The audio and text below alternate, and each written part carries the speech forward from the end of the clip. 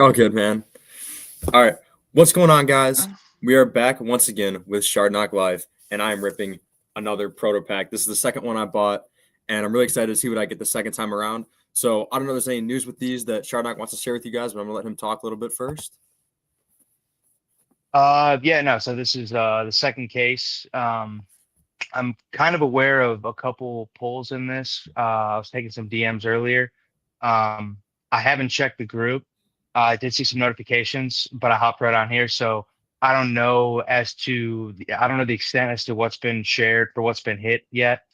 Um, Maybe you could fill me on that if you've hopped in there. I'm gonna get it up here right now, but I didn't have time to Yeah, I check. haven't checked since about 3 But o'clock. yeah, I was taking a couple DMs on it earlier.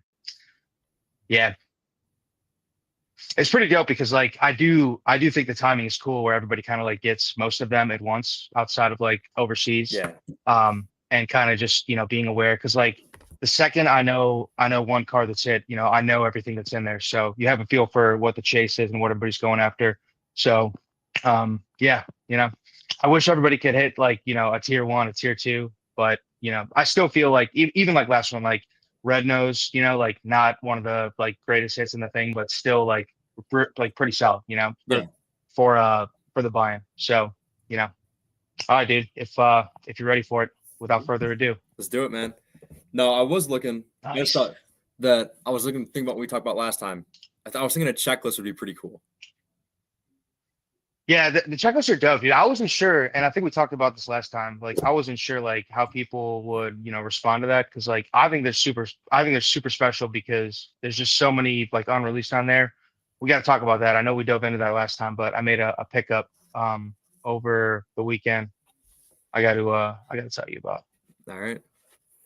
What are the odds they're both 8.5s? Uh, Dude, honestly, there's the range for these is only like there's only a handful of like 7.5s. So the majority of them are eights and 8.5. So probably higher than you would think. Okay. All right, so let's get this Yeah. first one out. 8.5. 8.5, dude. You're the 8.5. 8.5 guy. Card Yes. number 38. Okay. And yeah, the scene's like, Come on, man. when I see people open these, they don't have to get like too excited about the scenes. I just wasn't getting stuck with all of them, and I feel like I was like very upfront about that with everybody Yeah. from the get go. Um, but yeah, they're still unreleased, so I feel like as time passes and more people get into it, it'll be cool to have more that people can have access to. I like the Calamity loading screen on the back. That's pretty cool. Yeah, I do think like just scene cards in general probably don't get like any love because they're just we just view them as scene cards, Yeah, I got it. but only having like a couple copies of these, like even the like the ones that we have, just to have as close to a full run as possible. Like there's still two that weren't even in the first haul of these, so like there's two that just flat out don't exist, I think. Okay. Like they were just never pulled because there's so many of them. All right. Ready for the big hit? Yeah, let's see it, dude. Pretty excited, man.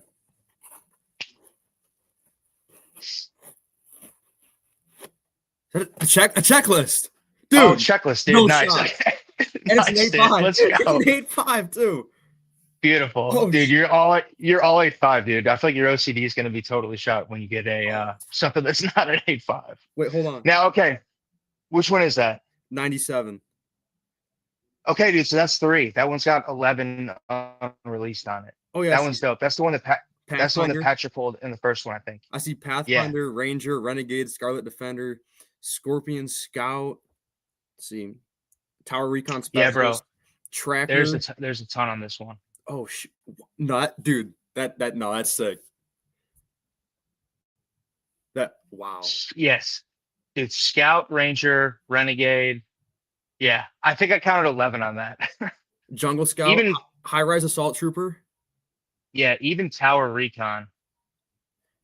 Yeah. Okay. So I was pretty sure this was number three. So there's only two of those in the product. So it just happened to be that they were both in like the first two cases that I pulled. So that's the only other one of those.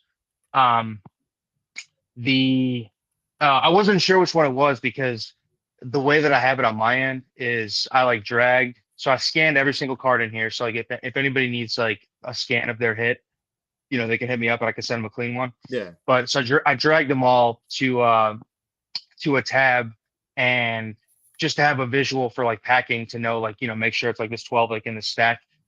So I wasn't 100% certain because of the clarity of the resolution that this was checklist 3. So that was like my full confirmation that it was checklist 3.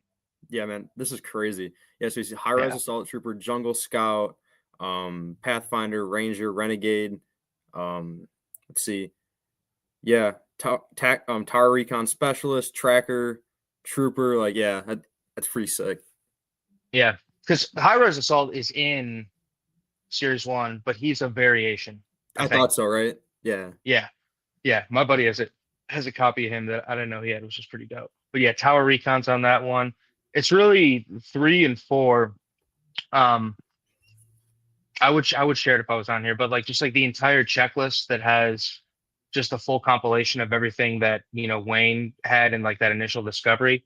All of the yellow is like in the uncommon and the rare tier. That's where like all the pickaxes are, right? And they're especially in there in the first one, like through 150. So that's probably the most heavily altered checklist in the set. Dude, this is so awesome. I'm more than dude. I'm happy about this one. I don't know if you can tell. I'm really excited about having this. Good, dude. Yeah, like I thought some people would look at it and be like, oh, like a checklist, like that sucks. Like This is like, it's so special to me that like yeah. those are all the changes that are on there. Because if you look at the ones that were actually made for production, there's so much disruption in the alphabetical ordering of that. So like you can see like all the differences. Like now I feel like you got to get one, right? And I feel like you got to try to get one in like a PSA 10. I have a 98 and a 99 in PSA 10, like the actual pack issued one, because they're like so hard to find with 8 clean quarters, like front and back being the purples. I'm definitely gonna do that now. Get a 97. I'm definitely doing that now. Yeah, well, you maybe got to go through BGS and get an 8.5, but Yeah, there you go. There you go. You still got to get one at some point. Yeah, because it is an 8.5. I don't know if we. That's hilarious. Yeah, I thought it'd be funny if Patrick pulled one of those. Yeah, just because he would have like the only 2 then. See, so I got 6 prototypes and they're all 8.5s. Nice. Oh yeah, dude. I feel like my OCD would be at the brink if like I feel like it's inevitable to have a non-8.5 in there. I'm gonna buy another box, get that Brawler 10, like you said, not want it. Yeah, yeah, dude. Exactly. That's the key. Okay, nice. Yeah, dude. I feel like I'm usually in the group a little more, and I didn't even pop in there. I saw the thing. Do we got anybody in here? Did you get anybody in here watching it? Oh yeah, we got Schwartz. I know he's in the group. He ripped one, I believe. He's nice. Said nice checklist. Yeah. Said what's up. Did he I don't know if he opened his yet. I think he's also in Illinois. Is he? Okay, cool. I can't remember. But yeah, and then we got Carrie in there. And then yeah, I don't want to disclose anything for anybody that hasn't ripped yet, because I know like of a couple that have been pulled but not posted yet. Okay. But this is like the thing with the timing where like everybody gets it at once, so it's like, everybody's gonna know like in a short period of time. So I do like that. Yeah. No, I love this, dude. This is yeah. Like I said, nice, I was thinking about this before I even pulled it. I said it. I was like, what if I get a checklist? Like, how sick would that be? Yeah. Well, I think that's what everybody's like been saying. Like I remember Wes said that too before he pulled that semi-auto. And there's only 5 total in there. And like 2 of them are legendary, which I feel like legendary is like, top tier, at least, to me and many others. But like there's only Criterion, Eon, and then Yeehaw, I think, are the only changes in the legendary one. So minimal changes there, but it's still legendary. So like that's kind of dope. So yeah, 3 and 4, I feel like where the most of the changes take place. So then 4 has Renegade Raider, I'm assuming. Yeah, 4 has. Damn, I had this. Hold on, let me. Damn, yeah, I had it pulled up. But yeah, Renegade, and then some of the ones that we went over last time, and we can like segue into that if you want. But Yeah. I made a pickup a few days ago, Yeah, let's talk about that, man. and it's one of those in that tour or in that tier. Okay. Yeah, I don't have it yet, and I don't think I'll have it till Friday. But the recon specialist that Ash posted in the group, Okay. um, I've been wanting to like so when I posted the bounty for Arctic Assassin, and like I made that trade with Colton. I've only had a couple like pretty solid prototypes myself for like 3-4 years now. Yeah. But the other ones like I bought with like a couple others, so they're not like mine, right? And I feel like I want to have like mine for this. So I figured, one was inevitable at some point, and then I saw Ash throw one up in the group. So it's harder for me to gauge the unreleased because I don't have like, market data to tell me like, what's great and what's not, to at least like make sure that I'm in the ballpark with that. But I know Ash is like as sharp as it gets when it comes to, ranking like, skins like that. So I figure if it's coming from him, it's gotta be good.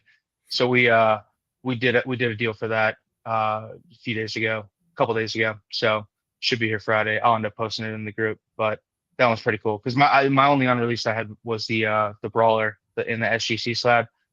Long story behind that one, but that's the one that I ended up moving to Colton for snorkel. Okay. So back to my first like true unreleased. So pretty solid. Yeah. I think you were talking about. I think you were talking about it last time when we were talking about the checklist. But like that recon, there's like a recon run with like scout, specialist, and then I'm sure there's a pattern with the three that I can't think of. But Yeah, there's recon like it's scout. like Yeah. it's like 186 through 188. Yeah, recon expert, recon scout, recon specialist. Yeah. Yeah. So you got the blue one or the red one? The blue one. Okay, with the bucket hat. Which one? Yeah. That's Which one's the red one? The red one? Okay. Recon something. Recon, is it Ranger, maybe? Recon expert, recon scout. Probably a recon expert because recon scout's in this, so I do know which one he is. But yeah, the one with the blue one with the bucket hat is the best out of all of them. So okay, not blue team leader, right? Does blue team leader have a hat? Okay, she has like a beanie on. Okay, I was doing some of my own recon these a few days ago. My dumbass who doesn't know the game as much, but I was just looking at like some of them, like just how often they've been released and stuff like that. And I think we also talked about it last time. Probably better because maybe we got like better eyes on this one. But I do think that one of the things that's maybe being overlooked is like just the relevance of some of these, like the Crimson Scout call out. Like I thought that was like pretty special that was like one of the skins that Booga used in the first World Cup. Mm-hmm.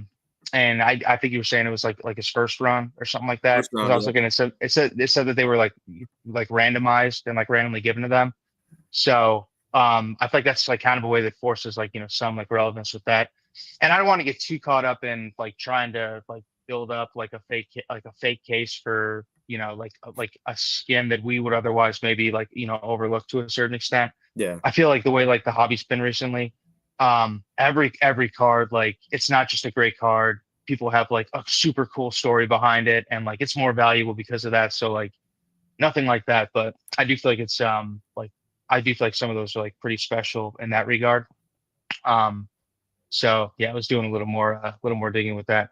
I found one of his top tens, Booga, and Sergeant Green Clover was like number 4 on it. Yep. Otherwise, a card that goes like totally overlooked in our world, the world that I'm familiar with. Yeah. So I thought that was pretty cool. So Royal Bomber, he has an Italy prototype, not a USA, I don't believe. And that was the skin Booga was wearing when he actually won the World Cup.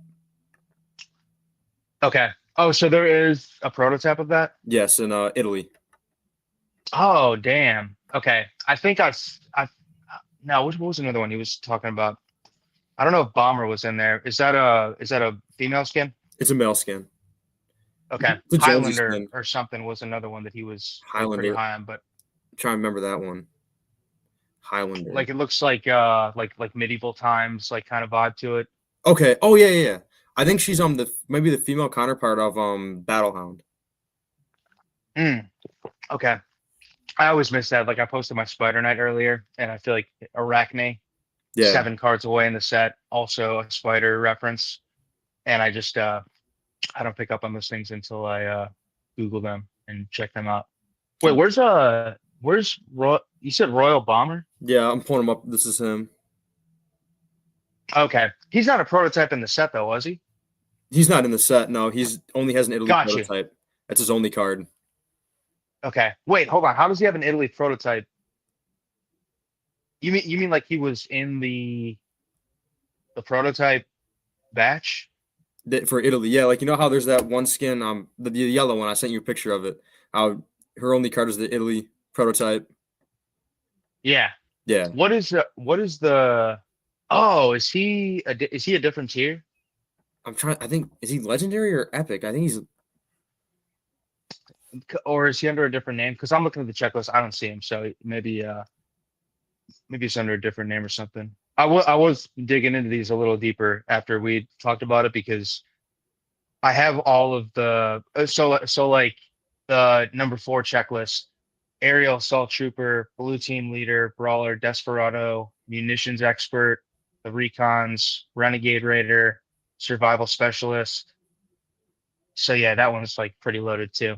Okay. There's a lot of only one known copies in that too.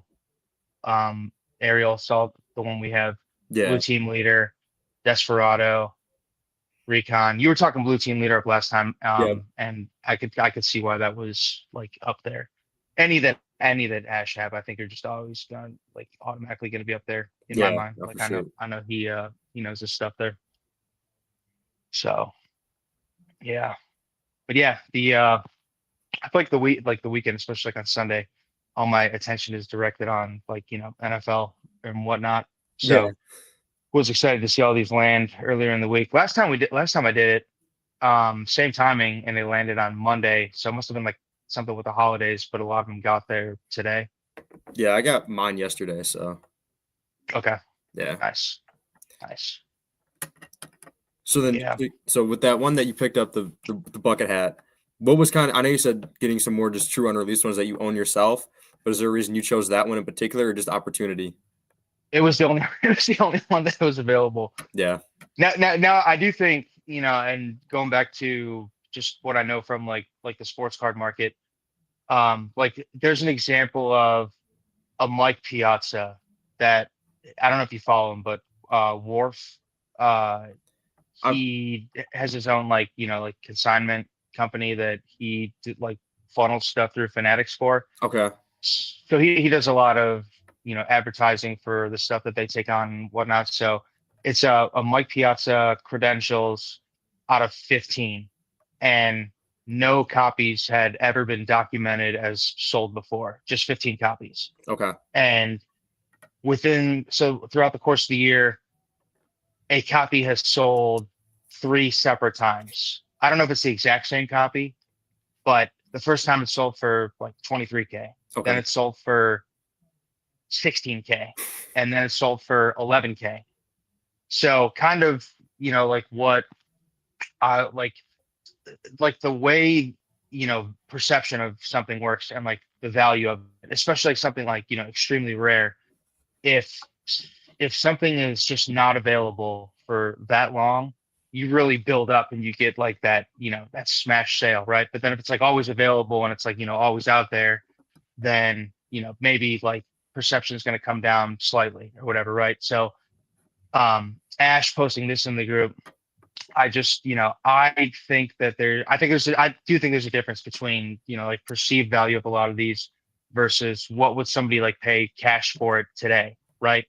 So I think it was like the perfect storm of I was looking to add one because I had actually hit him up on that like 3 months ago when I when we first got the stash, and that was when I was like, okay, like these are cool, especially like the ones that we have, but like it kind of sucks because I can't like own Criterion myself, and like I do think that this is kind of like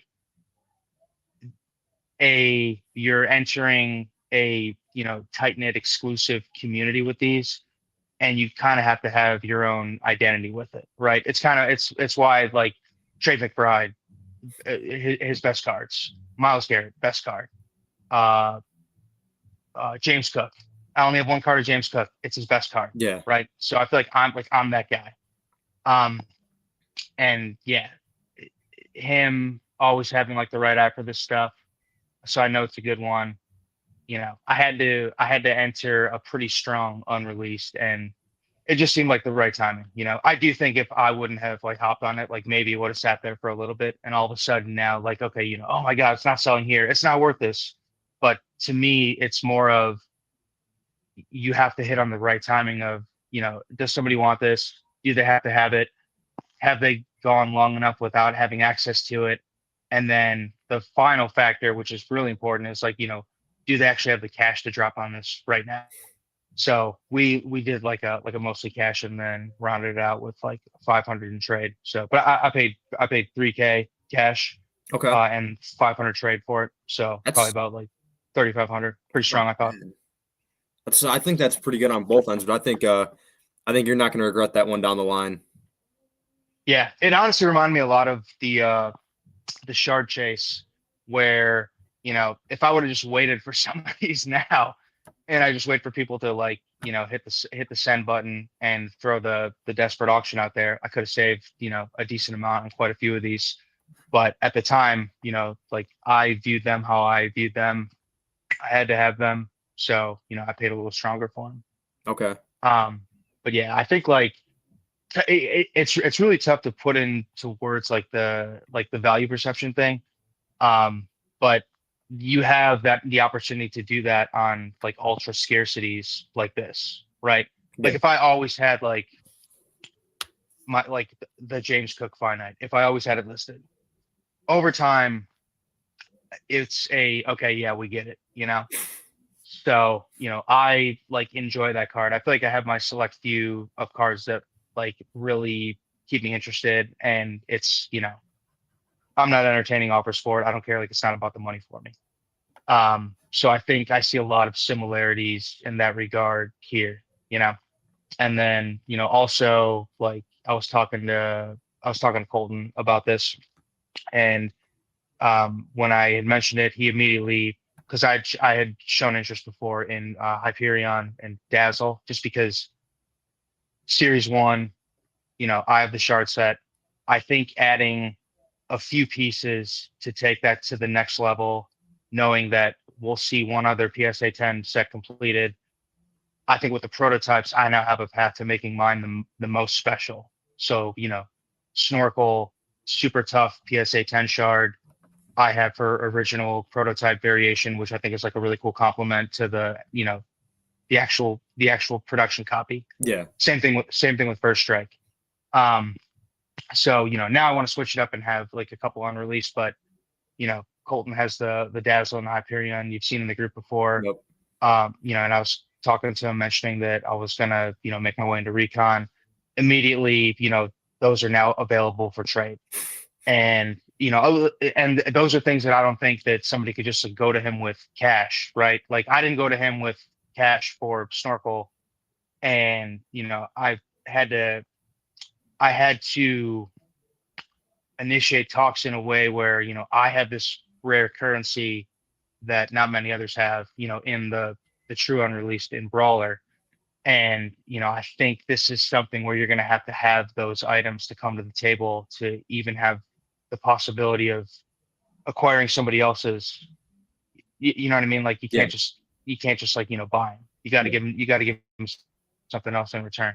So yeah, hopefully it's the first of a few heavier hitters, but one at a time, because I think with all these, it's also, I view it as parked money, like the shard set.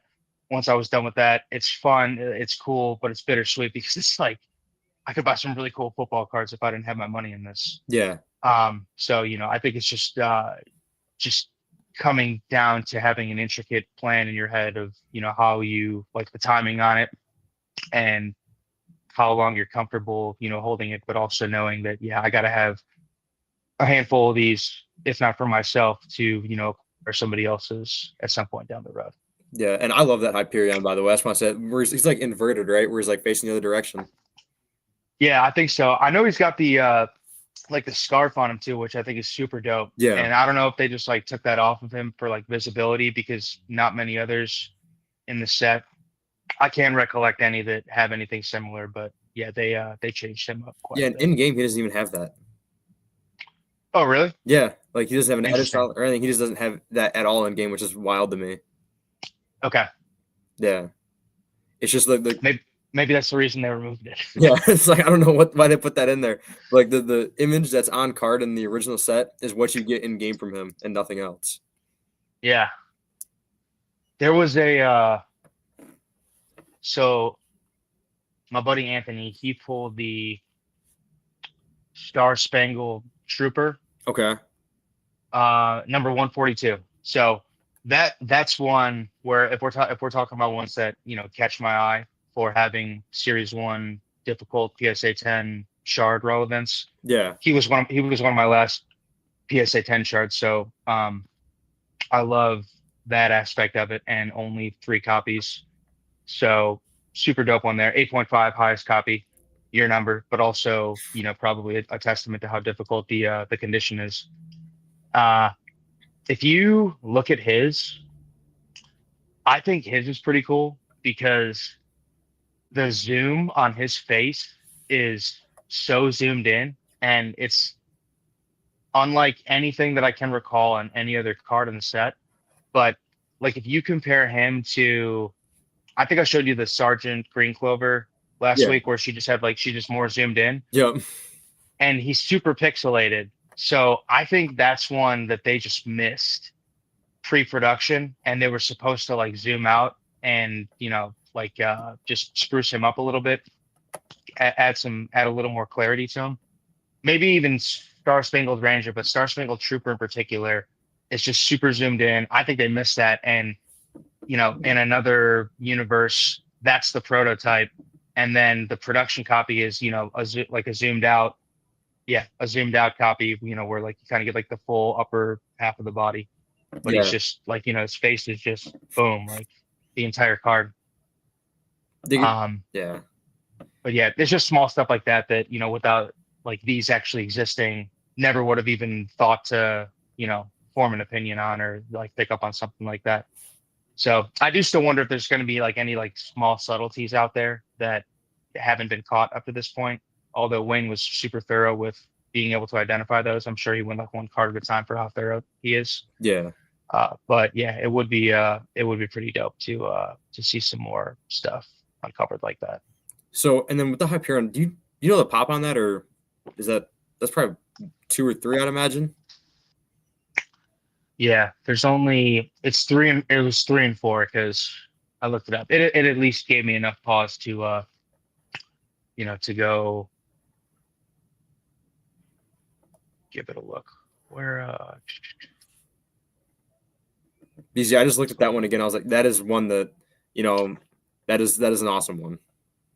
yeah, even okay, yeah, he's 173, right? So yeah, 4 copies of him and then 3 copies of Dazzle. All of these just like in this range are just 2 2 3 3 4 4 2 2 3 1 4. Just so few of those. Now, what is your favorite prototype? Whether you own it or it's in that group that you own, or just one that you've seen, what is your favorite prototype all around? That's a question I want to ask you. Man, I really only have to go off like what do my eyes like the most. Just because, you know, like little game knowledge. Yeah. So like for me it's all like the like, you know, like what appeals to my eyes. And probably scarcity. So man, I'm probably giving him more leverage if he still has one and would even make it available at some point in the future. Because I told him I'd maybe be back for more. But I think Assault Trooper and Commando I thought were like pretty dope Yeah. along with Recon. But the reason I say them is because I think they're even scarcer. So Yeah. to me, you know, I think like the beanie aspect and like the, you know, like the hair over one eye for Yep. Recon is like Yeah. pretty unique. So I like that because many of them are just like, like the pose with, like nothing like covering their face or head or whatever, like all like, kind of like a similar default pose. So I like that. But yeah, I think the scarcity on those is pretty sick. Blue team leader, I think is pretty cool. Honestly, like probably because like when we first acquired like our half, Yeah. seeing like the true unreleased in there was like another feeling. So I'm probably not properly factoring those into my decision because those aren't new to me anymore. Um, and like Criterion is like super sick, right? He'd probably be up there just because like the blue background.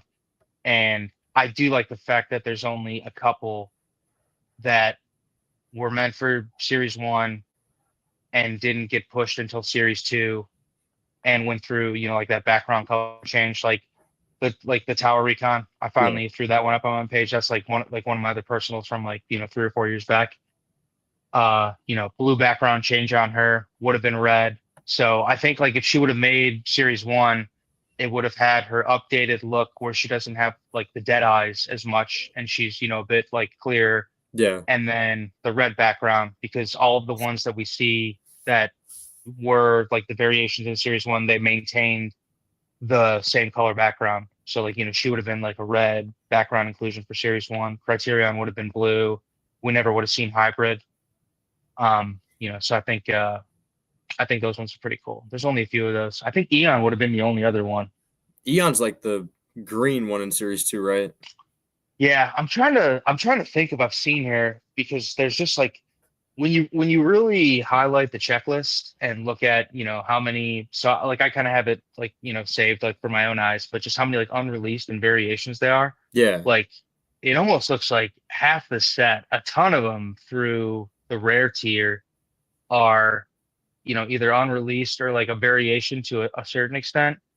Some of these, I think some of the variations are just like the zoomed out on the back, which is kind of like a 50% variation, I would maybe say. Same thing on the front, but different pose on the back. But yeah, they did make quite a few changes in here. So it's cool. It's just cool to speculate, cool to speculate on what it would have been like to see, USAs of some of these. And Yeah. then, maybe some of those Italies we'll see at some point too. The entire legendary tier, I do think it would be cool to see what the design for every single one of those is, because being the toughest pull odds, not going to see most of those, Yeah. No, for right? sure. But yeah, if there's a couple out there like you know, Visitor, Omega, whatnot, have a little different look to it. Yeah. Uh, it would be cool to kind of see the rest and see if there was any other, major noticeable changes out there. Yeah, because I mean, I don't know the full Italy checklist. I've never seen it before, but I think it's the exact same. is it? Yeah, it Okay. should be. It should be. Plus, like some of the ones that we've seen there, like the Yeehaw Yeah. coincides with, this checklist. Okay. I think that would make it a lot messier if they had a different prototype phase. So yeah, I'm like 100% certain that it's the exact same. Okay. Because yeah, they also which was the one the Peely replacement. You said you were fond of that one. I can't remember. What is it like? Slade? Shade, I think. Shade. Shade. Okay. Okay. I think I'm about familiar with most of the Yeah, I prototype think she's checklist. 187, right? Shade, the yellow one. The No, 233. Peely. Oh, wait. Oh, Peely. Yeah. I think Yeah. is Shade 233? Yes. Okay. You can pull it up real quick. I mean, I think so. Yeah, yeah, Shade's 233. Yeah. Shade. When I say Slade, Yeah. it's like the shiestiest male name, Slade. Just kidding. If anybody named Slade sees this, I'm totally joking. But yeah, no, like I've seen a copy of that from the Italy side. Because then yeah, Scourge. I think Scourge might be the only one that I haven't seen. Scourge, I have seen that one before. Oh, really? It's Nice. one Is he in Reloaded? so it's a female skin in She. Reloaded. Okay. Yeah. Gotcha. It's the Gotcha. female version of the Plague Mask guy in Series 1. I think his name is just Plague, actually. Yeah, he's only a few from where she's at. Oh, okay, gotcha. Okay, that makes sense. Yeah. That's pretty. That's probably pretty sick. Yeah, I feel like if the Euro guys want, they could put some heat out there in the group, if not only to get everybody gawking for a day or two. I just was looking at some of the old posts in the group. Like I know I see this one like the Italy Sanctum Hollow. Oh, nice. That's Um pretty sick. this guy says there's a Renegade also in this photo. Okay, is that Italy CGC? Was there a couple in that one? I only see one Renegade. I see Okay, yeah. I'm trying to think what else is in here. I would be curious to know just like at least like the important ones, like how many like total known copies. There is a lot of bangers in this right here, this photo. Wow. Yeah. Oh, yeah, the Yeehaw was in the bottom corner too. Damn, that must have been the one that Thomas posted. Dude, he's got some heat. Yeah, I believe it is. I think he almost has like the full 101 through 200 run, and we just went through that checklist to Yeah, give I you an know. idea of how many unreleased are in there. Like that's incredible. It's like this one. I know she was. Is it Tactics Officer was in the middle there? She was in Series 2. Yeah, yeah. Yeah. Okay, you're right. You're right. Let's think. He's got a Yeah, Desperado tactics down there. officer. Beautiful. Yeah. 7 on that because I know some of the Italy, some of like the very first ones were in just kind of like dog shit condition, like five, Yeah. sixes, whatever. Which I don't think matters like a ton. Unless you get to the point where some of like the visual appeal on the front is taken away because of like whiting or whatever. But still, some of these, it's like you see the Honus Wagners, and Yep. those are like bent in half, and nobody seems to care. So, kind of similar to the rarity Got a couple there. Yeehaws right there. Dude, yeah, the Yeehaws are so sick. I know. It almost irritates me that there's two. Like Yeah. if I was getting one, I'd almost want it to be the only copy that exists. Like it almost irritates me that there's two. I wouldn't complain if I was, Thomas, who I think he might have both. Yeah. I wouldn't complain. I wouldn't complain if I was him. That would give me nice leverage to move one and keep one. Yeah, for sure. I want to say I maybe have seen a neon, I, but I'm not 100% certain. Like a yellow background. okay, because I know she's green in Series 2. Yellow background. Yeah.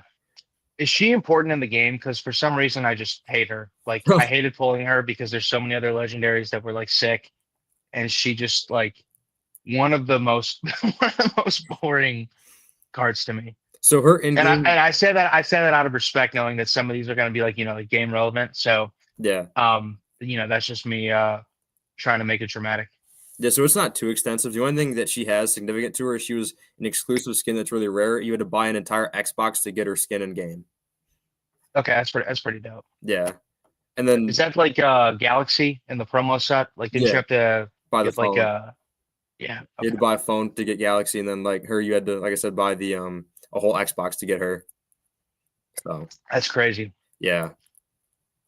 Would anybody nobody would just like buy the item to get that skin, right? Oh yeah, all the time.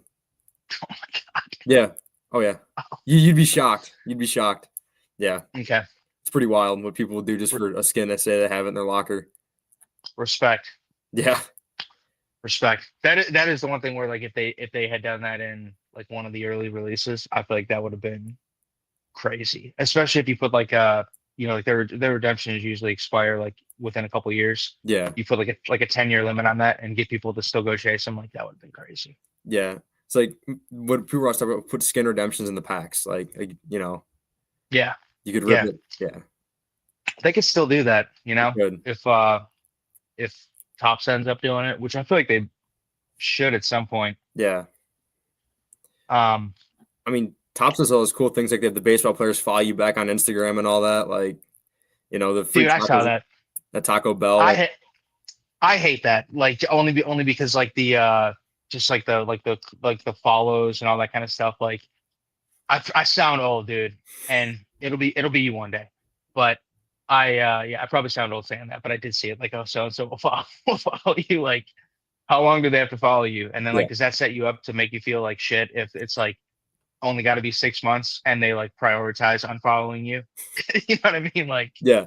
it would give me a little bit of anxiety, I guess, too. No, that's one thing. If I had, I would sell it the second I got it. Yeah, yeah, 100%. Because you know there's Yeah. some poor sap that would sell his life away for that. Dude, yes, you there you is. know there is. Yeah. Do you follow the collectible guru account? I don't believe so. Dude, like I'm sure there's lessons they give, you know, people who want to become influencers because I see, some of these guys like I have 5 things in this package to show you. Like they really make them emphasize, like the hand gestures and whatnot. Uh, but yeah, this dude, Collectible Guru, has like a certain, like it just you can tell what his brand is just like by the way he talks, Okay. but like has a mustache. This is one of the weirdest things in the world to me. He basically just bought this account and just like bought the previous owner's identity because the previous owner would talk and present in the exact same way, handlebar mustache, and then this dude just comes along and just like buys the account out, buys the Twitter, the Instagram, and then just like takes over, just acting exactly like this dude. Seems like a chill dude, so like cool and good for him. But that is one of the weirdest things I've ever seen. Well, I'll Just pull like it up. I want to see this. paying for an identity. Yeah, pull it up, dude. You I've could seen probably that guy before. yeah, but do you remember the old one? Like It was a different dude. maybe I don't know. Yeah, it was a different dude with shorter hair, and this dude just comes in and just buys the identity. I know, like that's like how the world works now, but like, it's like I could never do something like Yeah, that. no, that is definitely strange. Like, Yeah, yeah. People see him at shows and he gets like a shout outs. It's like, you know, whatever. Good for him. good for him. Yeah, it's like what do you? I mean, I'm sure he's making money. He said he had 300,000 followers. Yeah. Oh yeah, yeah. It's got to be about that. I feel like I just have like a limit for like how I'll let myself make money, and I would never allow myself to do it. Like, Yeah, but that's more power to him. I'm sure it's worth it. sure. Yeah, whatever works, right? That's Yeah. definitely. Yeah, I'm just thinking that is very strange. I didn't even know about that. So Yeah. Once we hop off, go and try to find like some old videos. I think he may have I don't think he posted a video on it before, but I think he posted on his Twitter that video of me pulling the BK. really, Like yeah, it might have been it was probably back in like 2022, that Peely comp okay, where there were multiple sales of 10K for that card. yeah, And my listing is like the only one that they keep like regurgitating and yeah, just like posting back on there because you like I feel like the post sells itself, right? Banana, smiling banana, whatever, like Fortnite, dumb, 10K, oh my god, and then yeah. people like freak out over it. Because I remember when that Um, that one sale, the one you're talking about, that was all over the place for like a week. Like that was all like you saw that everywhere for a little bit. yeah, and I still think long term like that's gonna end up being like a good comp for that. Yeah, This is where like if you just kind of look like if you know how long you're holding for, and especially after this last hobby boom, like it's really become ingrained in my head of five to 10 years out yep, because this last cycle was approximately 5 years after the first one. And so the fact that a second boom happened tells me cards will be around, and very popular until the day I die. And we're gonna keep going through these cycles, right? Like it's gonna pull back at some point, right? We're gonna look back and see Curry mangas, yep, total joke card. You can already see the slab stocks post a year out. This card just sold for 15,000. It was selling for 45,000 a year ago. yeah, Would you buy it? Whatever. Um, but yeah, so something that I saw for markets like this insinuated that it cycles like every 5 to 7 years. So coming off of this, knowing that it's probably not going to be like this forever. What do you want to have 5 years from now when it does it again? So I think like that's like an important way to like think about it too, I and like especially with the prototypes, like scarcity like that, and like the timeline that we project to potentially see Fortnite like really become part of like a mainstay in like different card segments. I think there could be like some really ideal timing that aligns with, the next time we go through one of these. I love the way you just phrased that. What do you want in 5 years when the next big boom happens? I love the way you phrase that. And it's like Yeah. I've been kind of It, subconsciously doing that with what I've been buying lately, without even knowing I've been doing that. You just kind of brought that to light. What's been going on good. in my mind with buying the black finites, buying still I'm buying these prototypes. I'm buying just rare football cards. Like that's what I want in the future is these cool 101s. I want these rare Fortnite cards. 100%. Yeah, Yeah. I think it's so easy to have emotion just come to the forefront without warning. yeah, Like, for some of these, like, oh man, I can move into this card, but I got to sell this card. And like sometimes you'll make that decision and then it'll force you to sell some stuff. And I feel like in an instance like that, that's where some of the things that you're like, these are definitely, like 5-year holds for me, become susceptible to you saying, okay, like, I really want this new one. So, now all of a sudden you've dumped them and then 5 years comes around and you should have kept that because they totally banged. yeah, So I think like that's just been a good way for me to like remove more emotion from it because there's always going to be unforeseen emotion like hiding behind every corner, yep, right? There's always going to be something new and shiny that's going to tempt you. And yeah, like what do I want to have? Because, somebody could come buy you out with a strong offer. Say you're holding the card and you say, I'm not going to take anything over 3 grand. Somebody comes and offers you 5 grand. And this was one that you plan on holding 5 years, right? But the profit's too good. So you take it. And I've been there before. And, like, I feel like I learned from these things. And this, like those experiences help me identify which are the new candidates that I currently have that I can save that from happening to. Because like you say you won't sell it for, you paid 3, you won't sell it for anything. Somebody offers you 5, you sell for 5. Now it's 15 5 years from now. And you're like, well, damn, like if I just wouldn't have, let myself be tempted in the moment, then I'd still have it. yeah, So yeah, I think just all around that's like a pretty good gauge just to control your spend, take emotion out of it because, when the emotional ones don't present themselves, without warning, you can tell yourself like how, like what you're looking for, what you'll pay for what. So I think it's just like a good way to, you know, instill a little more self-control yeah. in an area where it's kind of hard to, have that all the time. Like I've still never sold a single Fortnite card ever. Wait, you haven't? Never sold a Fortnite card. Oh, nice, dude. That's Yeah. awesome. So I've definitely sold a lot of them. yeah, like I've given away a few like base cards or whatever, just like people I know that play the game. Some of their favorite skins, I give away a base card or two. But pretty Yeah. much every Fortnite card I've ever had, that's either like a legendary or epic base, and then like a hollow and above, I have still. Damn, dude, that's impressive. I think you're pretty methodical with your buying though.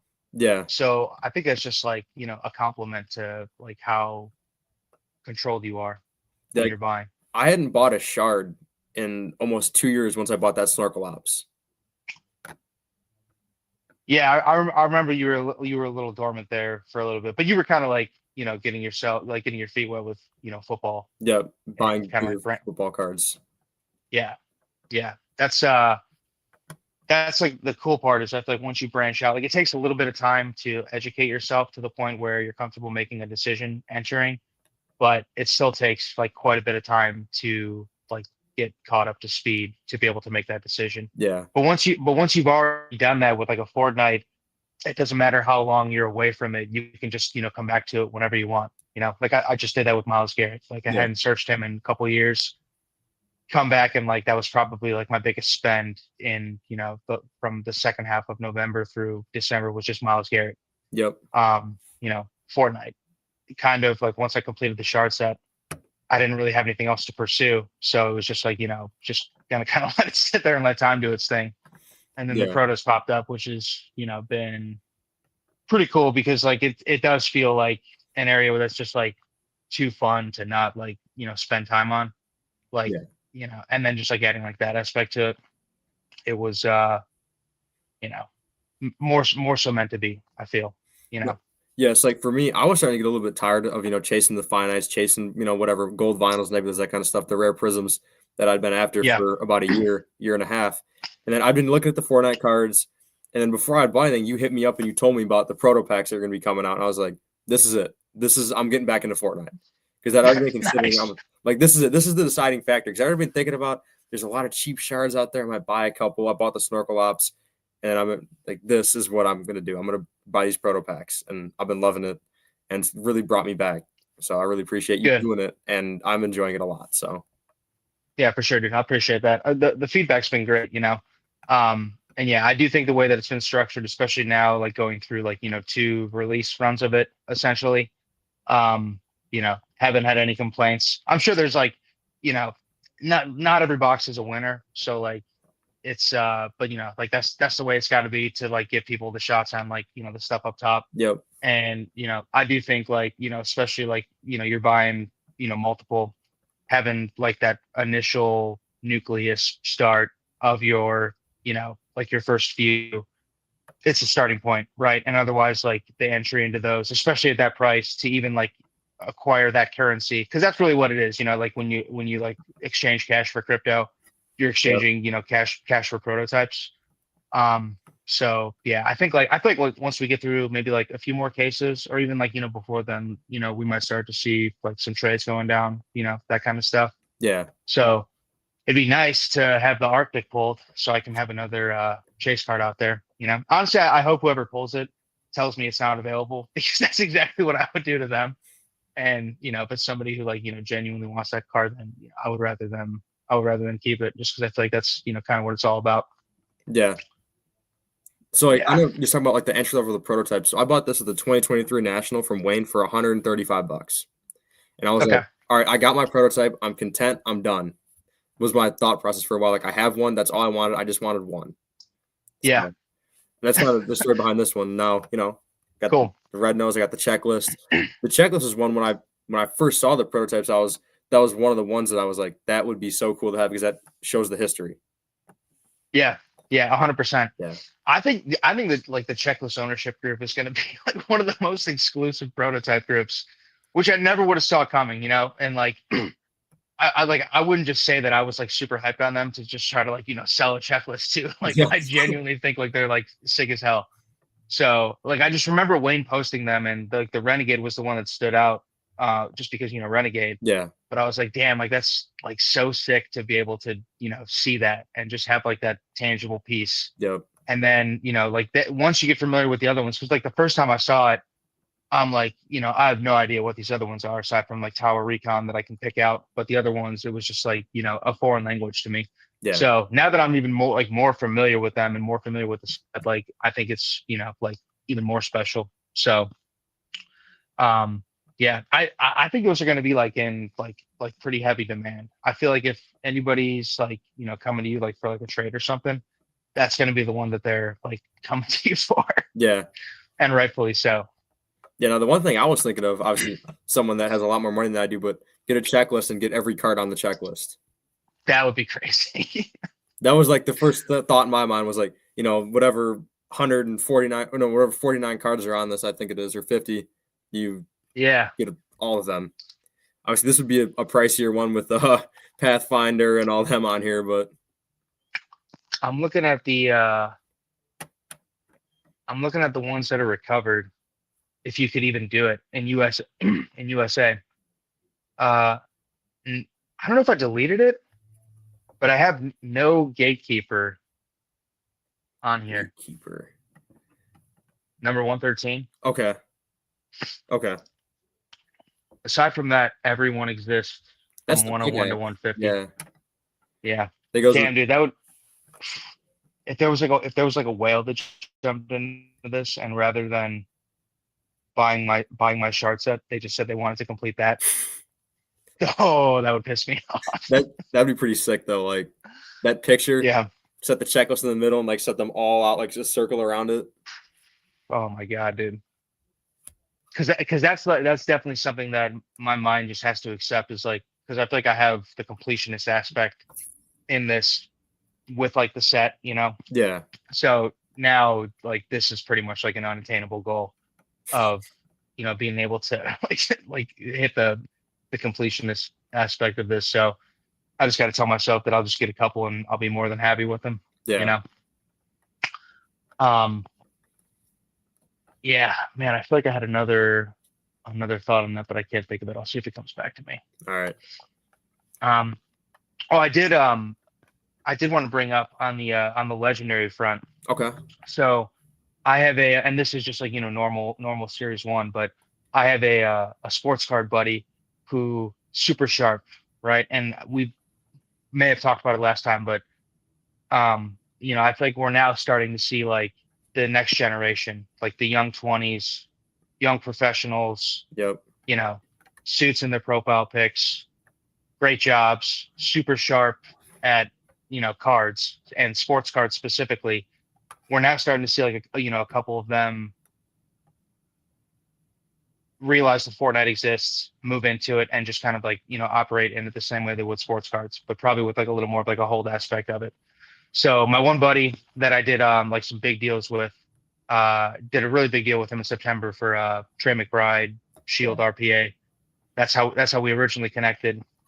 All sports cards on his page, like pretty big, not quite like influencer level, but like he's got like a few thousand followers, and I feel like he's like super active on there. So sends me, and we had like chatted about Fortnite before, and it was just more of like kind of like get the quick 5-minute elevator pitch you would give somebody Yeah. just to kind of educate them on like the overall layout of the set, the scarcity, and like the makeup of it. So he sends me a text last week, the start of an addiction, and it's the Raven 9 shard that was posted on eBay. Yeah. And then sends me a screenshot, multiple screenshots of his purchase history from eBay, and it's just like 8 or 9 shards. So he was like, yeah, dude, you had said this was like a no-brainer. I think this is a no-brainer. And we were just like kind of like talking about it from like buy now and hold perspective, kind of like a set it and forget it. But extremely bullish sign to see somebody like that not be like talked into it. Like they pretty much just saw that it existed and then talked themselves into it and made the decision. Yep. I think that's like really important, and that's why like I won't, like, anybody that asks me about it, I don't want to like push it on them and be like, oh, like you should go buy this, whatever, blah blah blah, unless they ask for buying advice. Yep. But I just think it's important for it to happen organically like that, and with how many people we've seen enter it, and how many people and how few people exit it. I think once you get that entry, they're kind of here to stay, at least to some extent. Yeah. So yeah, I don't know if he's gonna post it or not. And like I do a lot of my buying like behind the scenes, and I only post it when I'm ready to say that I'm pretty much like no longer buying it, like I'm done with it, kind of like what I did with McBride on my Instagram. But he just bought a BK9 yesterday. USA So shard. yeah, Wow. really entering from the top. Yeah, that's insane. That's like yeah. But we're always looking for, like, the community's always looking for guys like that, and it's one at a time. And to me, it's nothing where it's like any kind of like rush or whatever. But nice to see it. So sure. I still expect that to keep happening. But those little subtle signs are the ones that are the most important to me. I don't care like what the market's doing, as long as we have people like that taking an interest to it and recognizing the long-term opportunity with it. I think it's just going to kind of snowball over time. Slow roll, snowball, but eventually build up. Because we're not going to see people like that leave. We're only going to see them coming. Like they're not, like you said, they're here to stay to some extent. I think so, because once you hold these in your hands, and like to me, it's always USA shards. Oh like, yeah, it's always going to be that. Just the eye appeal is like top notch. It's different quality. It's better quality than like the other sets. I like the other sets. I think those have their own opportunities. Like Series 2, Ice, much shorter printed than I think people give it credit for, 100%, and 100%. sells a lot lower than I think it should. Yep. But yeah, just like it's always going to be Series 1 USA shards, pulling everything else. Like those will go first, and then everything else will follow. Um, so yeah, just a nice little win there. But these are the things that you know you're not going to enjoy the ride if you don't have the confidence that like these things are going to happen and they're going to keep happening along the way, right? If you're sweating it for 5 or 10 years until the day it gets there, and you're like, oh man, I knew it, but you just stress yourself out for 5 or 10 years, you don't really get to enjoy the ride. Yeah, I You know? know. Yeah. So you gotta also have like personal attachment to it. Like you gotta love it Yeah, too. yeah, yeah, for sure. And I always say I feel like I'm like the best example of it. Like no attachment whatsoever to me outside of just like the general like collecting aspect and the genuine completionist aspect of putting together a set. But I also think that elite eye appeal is one of the most important factors for me. Elite eye appeal and scarcity. I think Yeah. that's like the combination for like the grand slams over time. And like if it was just only base cards, I don't think I would be interested, right? Um, but the fact that you have that elite eye appeal with like what is essentially like a cracked ice contenders, but in just like a multitude of different colors all over the spectrum. Yep. Yep. It's just like you just can't beat it. I put them up there with PMGs, superfractors, finites, and I'd make the case that I think you could make a strong case that they're even more appealing than that because of the color schemes. 100%. Yeah. You I know? think PMGs give them a run for their money, but I do think they're better looking than superfractors and finites. Yeah, yeah, I agree.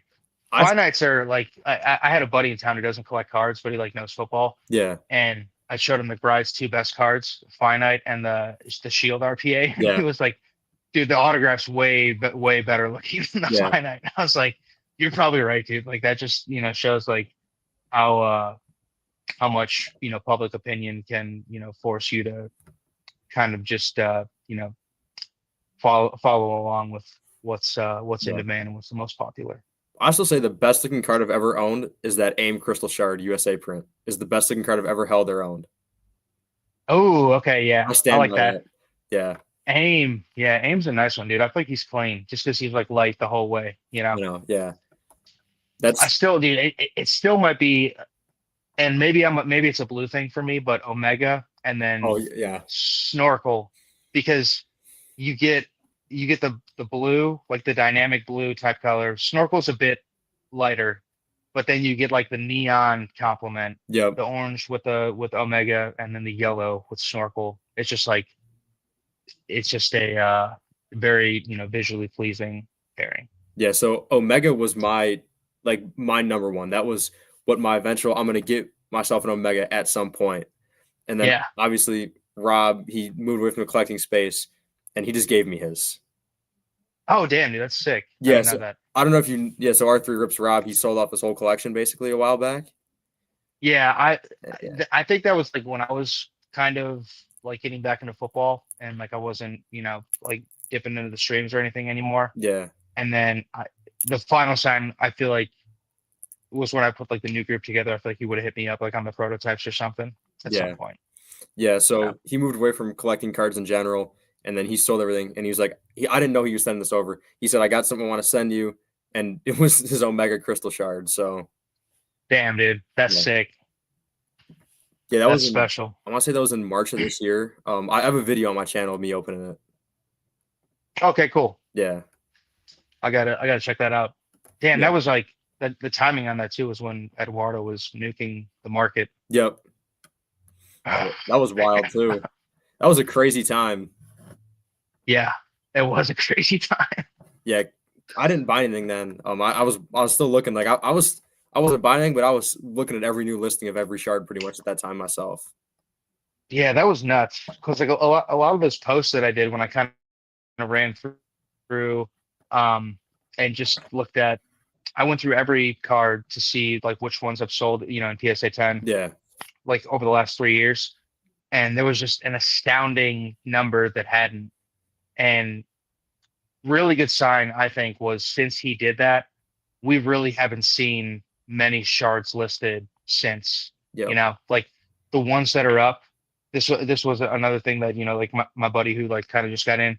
He was like, like aside from the ones I picked off, everybody else that has like a high OBO out there, like they seem to know what they have, and like they'll sit there and wait for their price, and if you don't send it to them, then whatever, they're just Yeah. gonna keep holding it. Yep. So, love to see that, but yeah, it's just like I've always said that, and it sounds like the first world problem of the decade, but like there's almost too few of them in the sense that if there was mass entry, like I could see a lot of people getting frustrated because they just like simply can't find any. Yep. But this is why like I like like the sports card perspectives. He was like, we see, green PMGs that are ghosts. Once the market, brings them out with like stronger sales, like people bring them out. So that's probably holds true with this, where, if people keep coming to the market for it and prices keep rising, more people are going to be, more open to, listing something that they may just have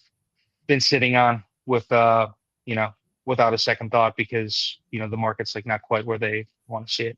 Yeah. So stronger sales will always bring, the top stuff out. Yeah, I'd say the thing I'm thinking about for prototypes is, when's that first public massive sale going to be on like either eBay or an auction house, whether it's, Fanatics or Gold, whatever, when we see that first big real prototype sale that's 5 figures plus public? Yeah, I think it'll for sure be private. You think so? If I had to guess. Yeah.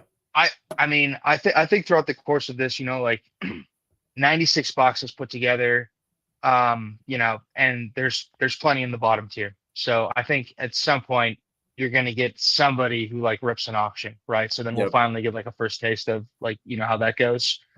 The ones up top, it's I do look at it like what would be like, I wouldn't rip like the James Cook finite at auction, in, I guess now would maybe be like an exception because playing really well. Yeah. Gonna get the Russian title. Taylor's looking pretty good. Yeah, dude, but hold on. Because I've been keeping an eye on this. Dude, James Cook is so low key because Josh Allen is there. Yeah. I know this one. I know this one's gonna. Okay, he's got a 43-yard lead on Taylor. Does he?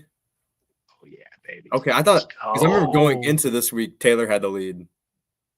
Yeah, and then Cook just ravaged us. Yeah. So props to my Browns for putting him up there. At least they're helping you in some way, right? Yeah, exactly. Yeah. Now they got to help me and help Miles get the record this weekend. Yeah. Then I'm good with him for the rest of the year. Yeah. Hopefully, sorry, my dog's doing that over here. I'm hoping Garrett gets the sack record. That'd be pretty cool. Yeah. Oh, dude, he better. I think with DK out, like Hutch got 2 on Rodgers over the weekend. So, yeah, I didn't like the way. I know we're pivoting here real quick, but Miles has had so much success when they move him around the line. And like last week, I think I read that he played like 98 out of 99 snaps, like on the one side. So hopefully they move him around a little bit. Yeah. But yeah, it's long overdue. I just need that to get out of the way because it keeps me up at night until I actually see it. Because him and Mason Graham split that sack, and that was it, right? That's what they said. Okay, so if it was that sack, I had breakfast with my dad this morning, and I was talking to him about this. I know people think that it's bullshit that he got half credit on that, but I do think that if he wasn't there, Allen would have had an outlet and been able to run away. So he still like contributed to it. And last week, the Chicago statistician, I think, totally boned him on at least half and potentially 1.5, because there was another play where Caleb fumbled and then fell on the ball and then he touched him. Regardless of whatever you want to call it, I'm pretty sure that like I've seen it logged as a sack before, but they at least took a half one away. So if anything, I feel like that's them making it right. Okay. And putting him like within 1. Maybe he'll just get 3, so it won't even matter. That would be the most ideal outcome. Yeah, because I watched the Bill game. I did not watch the Browns-Bear game, so I don't know about that one. But I watched that Bill game, and I saw the Mason Graham and Garrett half sack. Yeah, I don't even watch a lot of the Browns games myself. I got the Red Sox so much and everything. It's a much more entertaining watch. But I will watch this one to hopefully watch him live when he gets it. But yeah, sorry, I feel like I got us off track there. No Um, good. yeah, like the sales on these, I think you can see the long term path to how we get there Yeah. and what the future landscape looks like. So I think like the first thing that has to go is Series 1 USA shards. I'm always going to say that. Yep. But I think like once those get a lot more exposure in the public eye, Yeah. um, I don't think that it would take much more than a few like influencers to start like collecting these and talking these up. Um, and like I don't even look at it as something that it would be a bad thing for because I believe in it. Like if it was something that I don't believe in, like Kaboom's the most overrated card of all time, I don't I disagree. would maybe I would maybe have a problem with it. Um, but the scarcity is always going to speak for itself on here. So I think if we could see like a couple of them start to actually beat the drum for it, that's when you start to ignite it, right? And I think another problem for this in the short term is, to me, this is one of the only card segments that's not cool yet, Yeah. which is too funny that like nerd shit like Pokemon, Magic, and whatever is like, and Disney is like so cool. Yeah. SpongeBob is so cool, right? But Okay. if you post Fortnite, like if you're like, I don't know how long my buddy's gonna hold off posting because I feel like when you post it, it's like, oh man, that's not quite as cool, like Yeah. Fortnite cards are dumb, and that's coming from somebody who like spent thousands of hours of their life playing a video game, which is also too funny. Yeah. So I think like once it becomes cool and people understand like what they are, that's when like it really takes off. But like that's one of the first steps to get us to like the long term. You can rip one at Fanatics or Golden, all, and it's gonna do well. Yeah. But yeah, like you can easily you can easily see like a hollow prototype do 25K at Right. Golden 5 years from now, right? Like I Yeah. don't think it's too unrealistic to see something like that.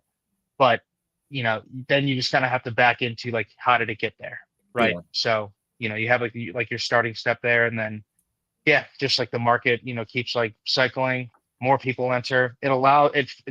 So like more people entering, then it starts to become more okay to like send stuff to auction, right? Like I don't want to sound like a dictator when I'm like, oh, like you should just never send stuff to auction, but like that's just the reality of it, right? Yeah. Like if you give me the same exact card and you rip it at auction and it's scarce and you rip it at auction, I don't care what it sells for, I will get more for the other one, listing it at a fixed price OBO because I have all the time in the world, Yeah. right?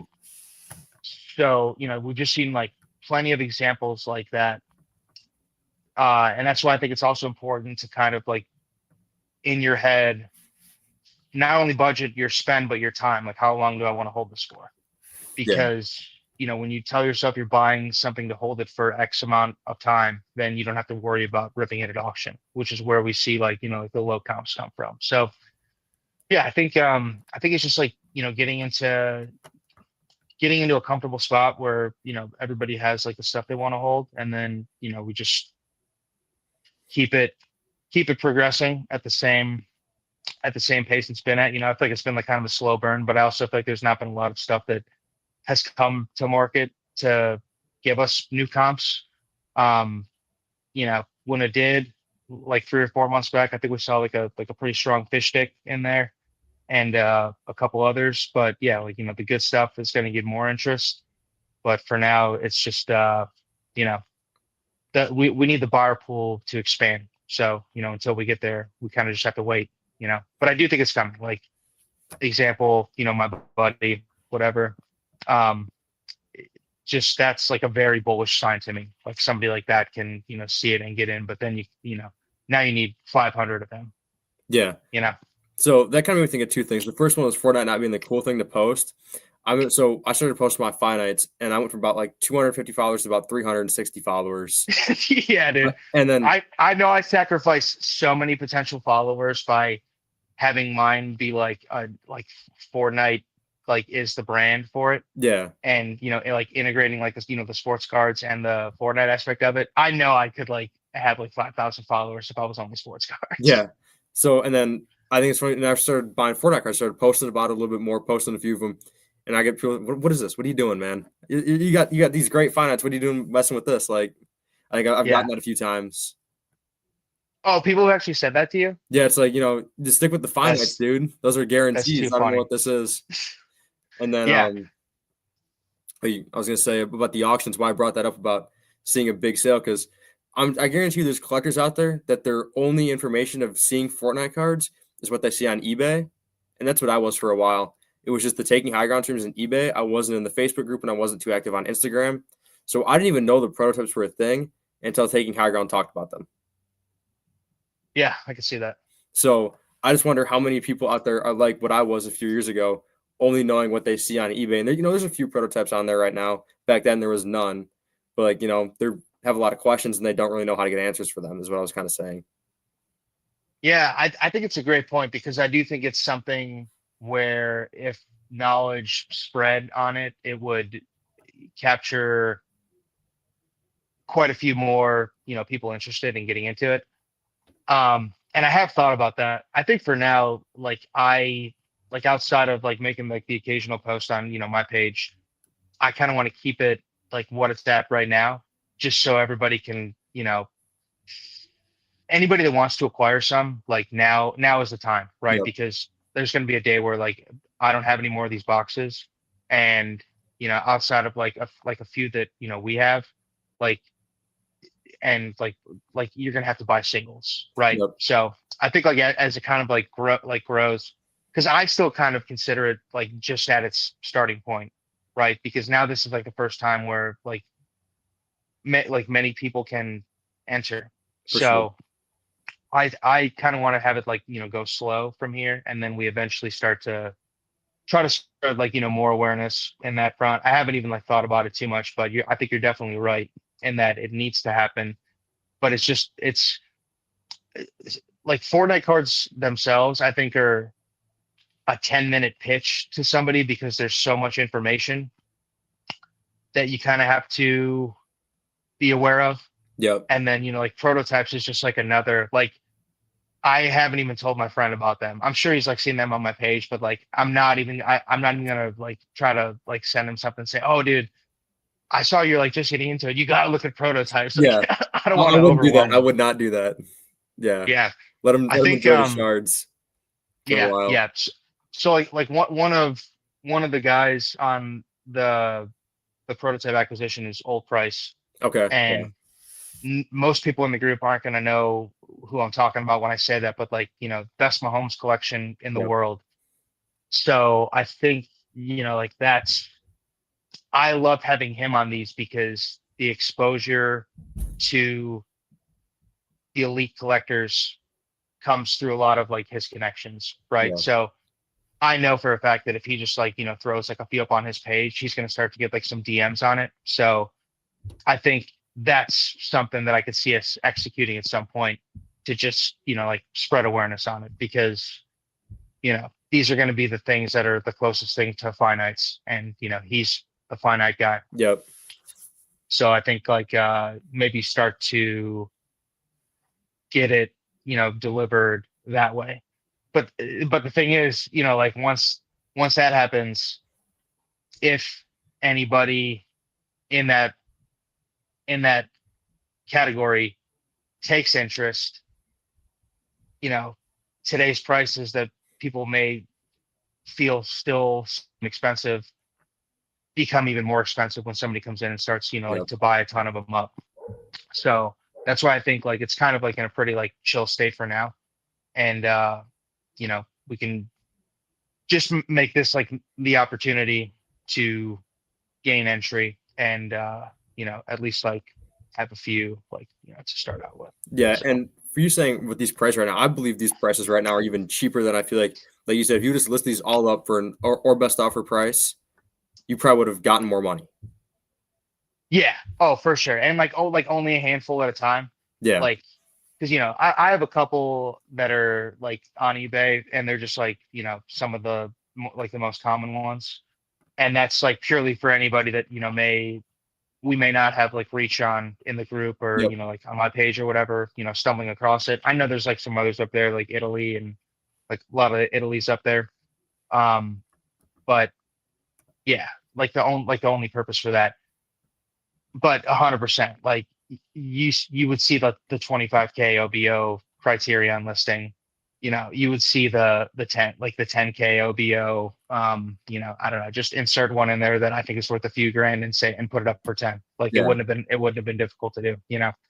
And we've seen the reaction that higher listing prices can prompt from people, where if it's just a higher number than they think it should be, like they're gonna freak out about it. So, Yep.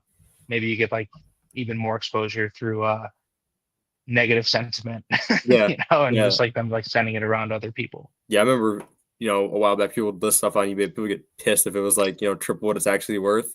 People would lose their Yeah. minds. Like, yeah. That is the one aspect that I feel like is one of like the small wins with like where it's gotten to, just because it's so many more people now that only care about like the money aspect of it, which is Yeah. cool. Like anything that's capitalistic like that is gonna like attract that type of crowd. But yeah, the fact that most of them have that same mindset of high OBO or whatever, like I at least now get less DMs on a lot of my sports stuff of like, what's your realistic price on this? Yeah. Like whatever, dude. Yeah. Like you're not even gonna send an offer anyway. So. Yeah. I know. So for a while, I had my Andy Dalton find it. I was just messing around for like 20K on there on eBay, right? Nice. The Yeah. messages I would get from people talking about like, this is only worth like, I can see the comp for 700. I'm like, yeah, I know, I bought it. And Yeah. then, yeah. It's like, come on, dude, I paid for it. Of course I know what I paid for it. Yeah. It's like, it's obviously not really for sale. It's just up there because I want it up there. There's some really special people out there, and the ones that try to comp one of ones might be the most special. Yeah. Like I'm sure it's younger kids, right? They see these they see these videos of like, card collector two showing them how to comp something. Yeah. And they're really young, so they're just regurgitating what they see and not like putting any thought into it. God bless them, because they probably can at that point. But like, yeah, just treating it like it's some kind of common downtown. Yep. Like comps on this card, like first off, there's only one, and yeah. I have the only one. So like just go find another one. Like I don't know what to tell you. Yeah. Yeah, I think there's definitely a way of finding the right, combination of like, respect and approach on stuff like that, where there's much gentler ways to ease into the conversation than just hitting somebody with like, hey, sold for this, it's worth this. Yeah. You're gonna sell to me for this. Yeah, I know. So Rob, that's the old price. I wanted to buy his Kendra Miller Nebula, right? Oh yeah, probably not. Yeah, so I missed the auction, and he got it for $287. He told me his number. Okay. I didn't say, oh, well, it comp for that. I was like, all right, I get it. I'm gonna have to pass. Yeah, and that's all it is, right? Like sometimes it's just out of your control. Yeah. He's got the James Cook Nebula. I feel like, if anybody would want that card, it's me. Yeah. My brain just knows that's probably not advisable. Like that's probably not, like I would rather go get an unreleased than than add that. Even though that's like one of one. But yeah. Just it varies by card. Like if you still see long-term upside on it, then I think it's okay. If not, there's a lot of shiny stuff out there. There's a lot of attractive stuff out there. You gotta mold your brain to be able to know how it's going to think about situations like that, because great examples of stuff that could just always present themselves out of nowhere, kind of like what I mentioned earlier. You see the Kendra, oh my god, I gotta have this, it's so shiny and cool. Yep. But only if the price is right. Yeah. So I missed the auction, and then obviously his number was a lot more than what he paid.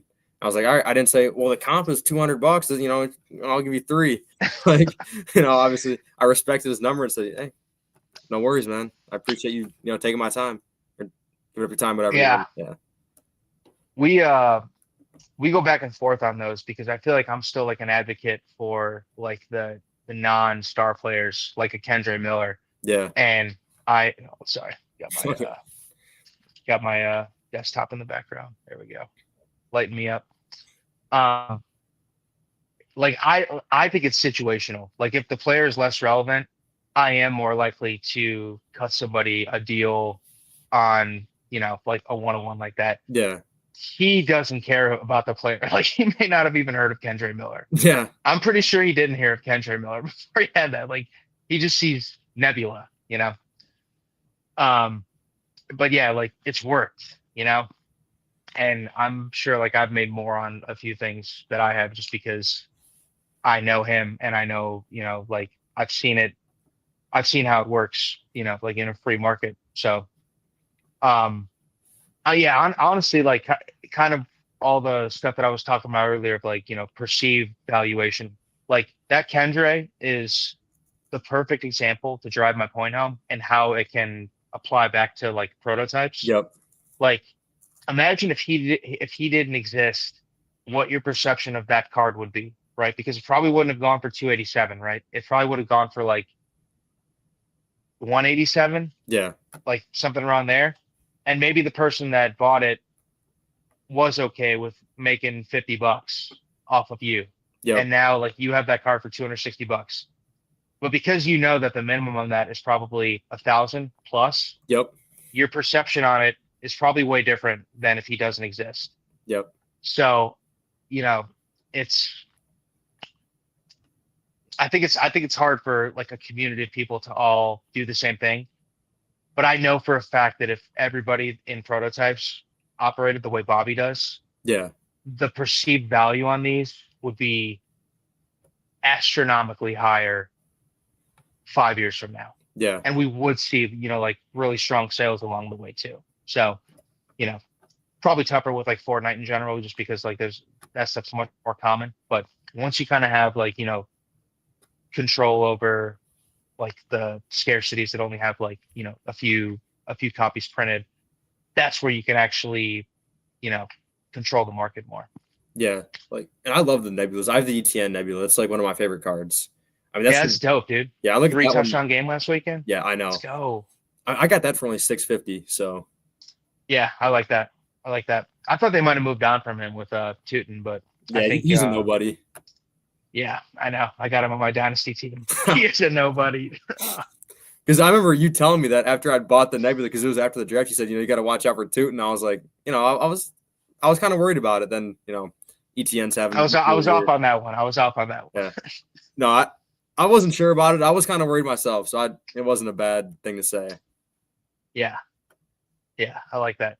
Yeah, those position guys that aren't like, because like ETN is like a pretty high up there talent. Yeah. And like if you have like a Saquon of that card, it's going to sell for like what, like 10K. Probably. Equals Saquon. Yeah. 10K, especially like coming off last year. Yeah.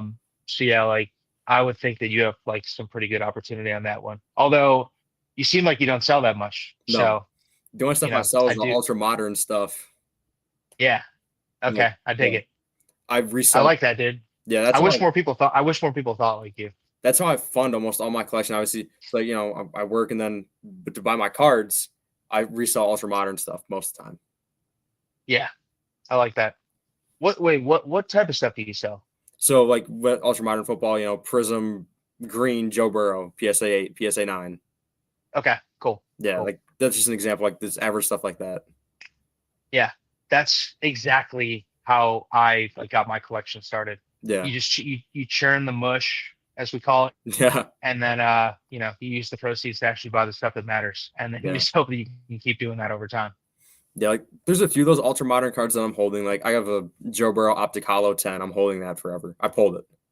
And I graded it. Oh, dope. Yeah. Okay. Was that like a blaster or hobby box? It was a retail box. Like the fat packs box. I found like a whole box at a restock one time and I ripped it and I pulled that. And the thing should not be a 10. Also, I'll have to show you sometime, but it should not be a PSA 10. Is it the centering? It has like a hole in the card almost on the left side. Is it like a dimple? Yeah, but it's like bad. Okay. Bad. Like when I Okay. pulled it, I could run my finger and feel it actually go down.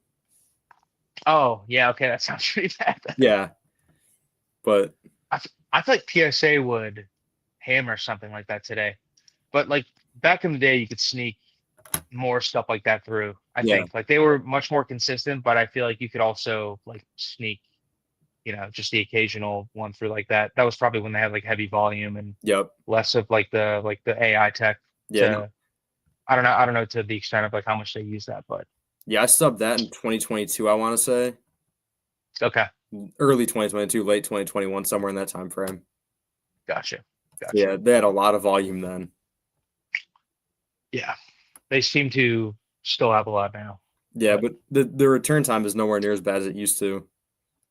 yeah, I'm telling you, dude, like it was probably before you got in, but like 19 to like 2018, the golden days, you could I would time it so I would send my shipment out on a Friday Okay. and it would be $20 for 15 business days. 100% of the time, every single time, it would pop on the 15th business day.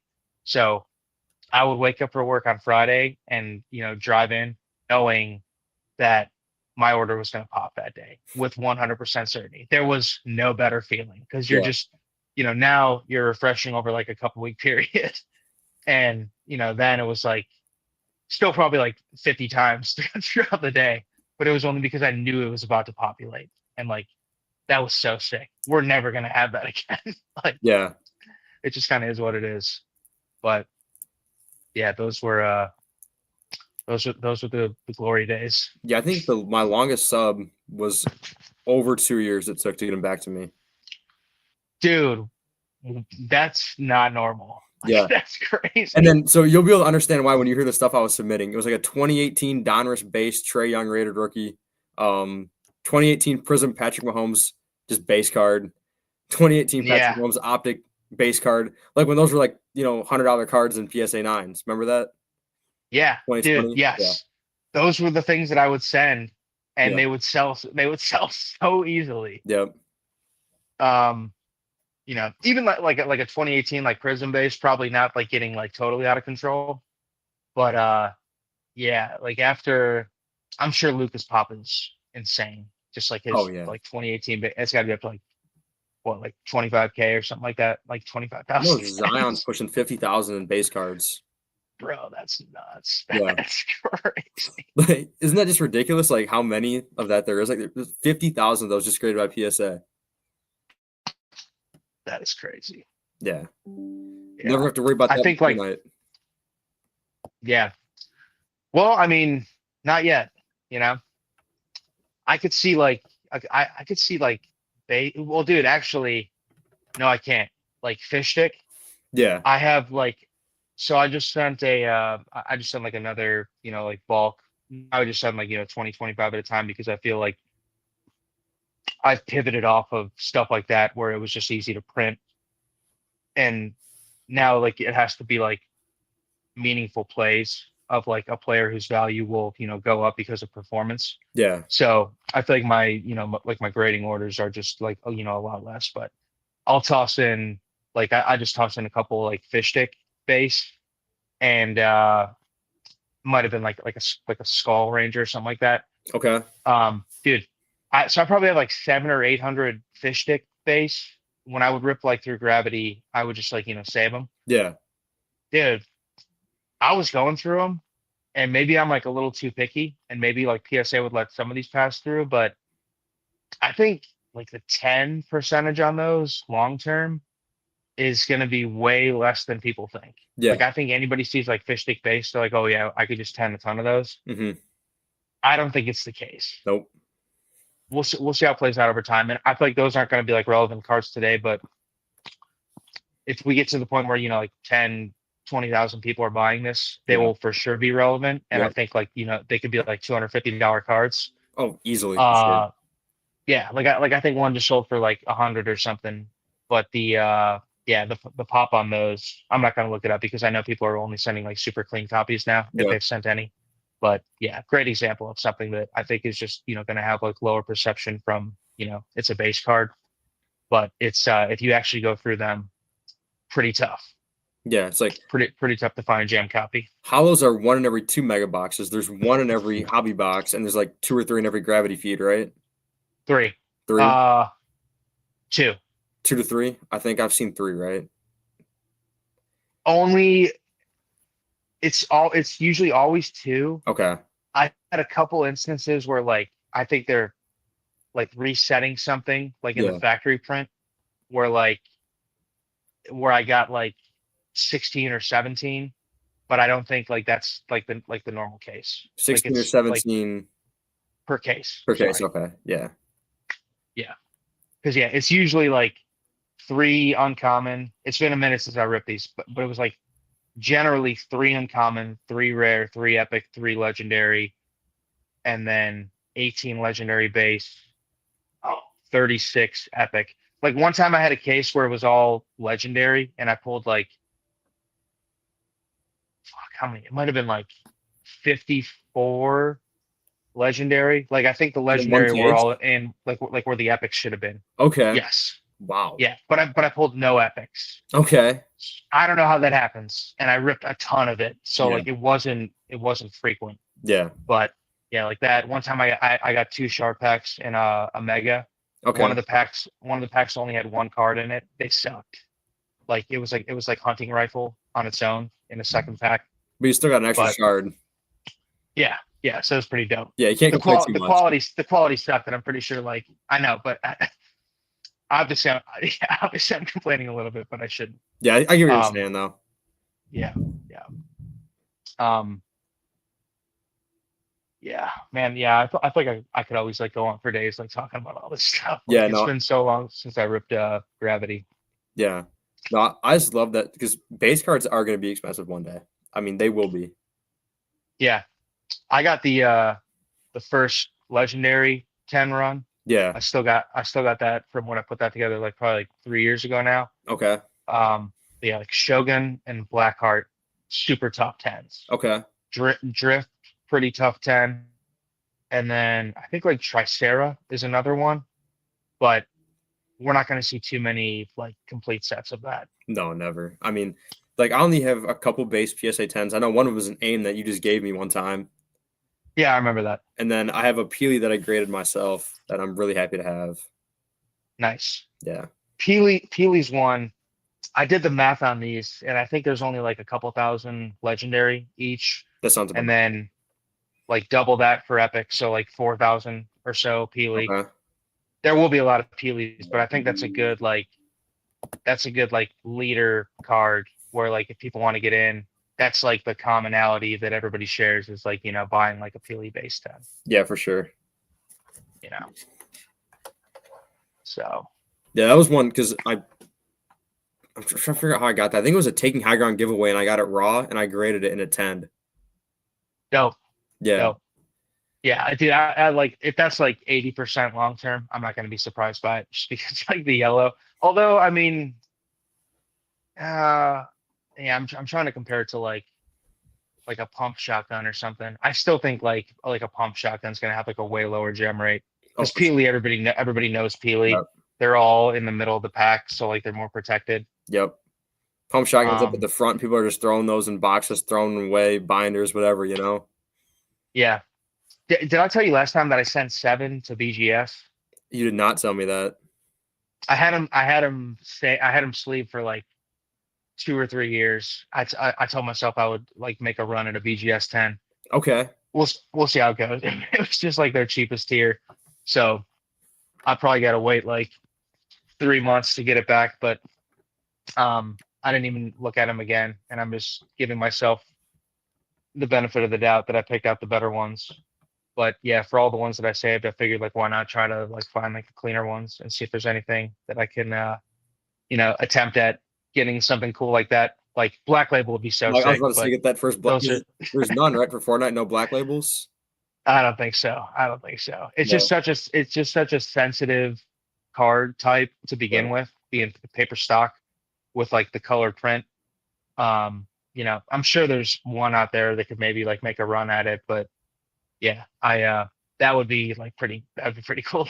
Yeah. But if there's ever going to be any card that does it, it's like A yellow. It's like a pump. Yeah, Yeah. exactly. Like I bet people asked me before, and I know Lane's got the spooky BGS 10, which is like dope. Yep. The But shard. light greenback, Yep. like that's a good candidate for that. But I like if anybody's ever like, oh, should I try my BK shard at BGS first to see if it'll 10? Don't do that, especially like on a condition set, like a condition sensitive set like this. Anytime you re-sleeve it, you're putting it at risk of like a small chip, something like that. Some of the Arctics that I've sent probably got to the point where I cracked them so many times that it just, a chip here and there, like just in transit, made it no longer, worth attempting.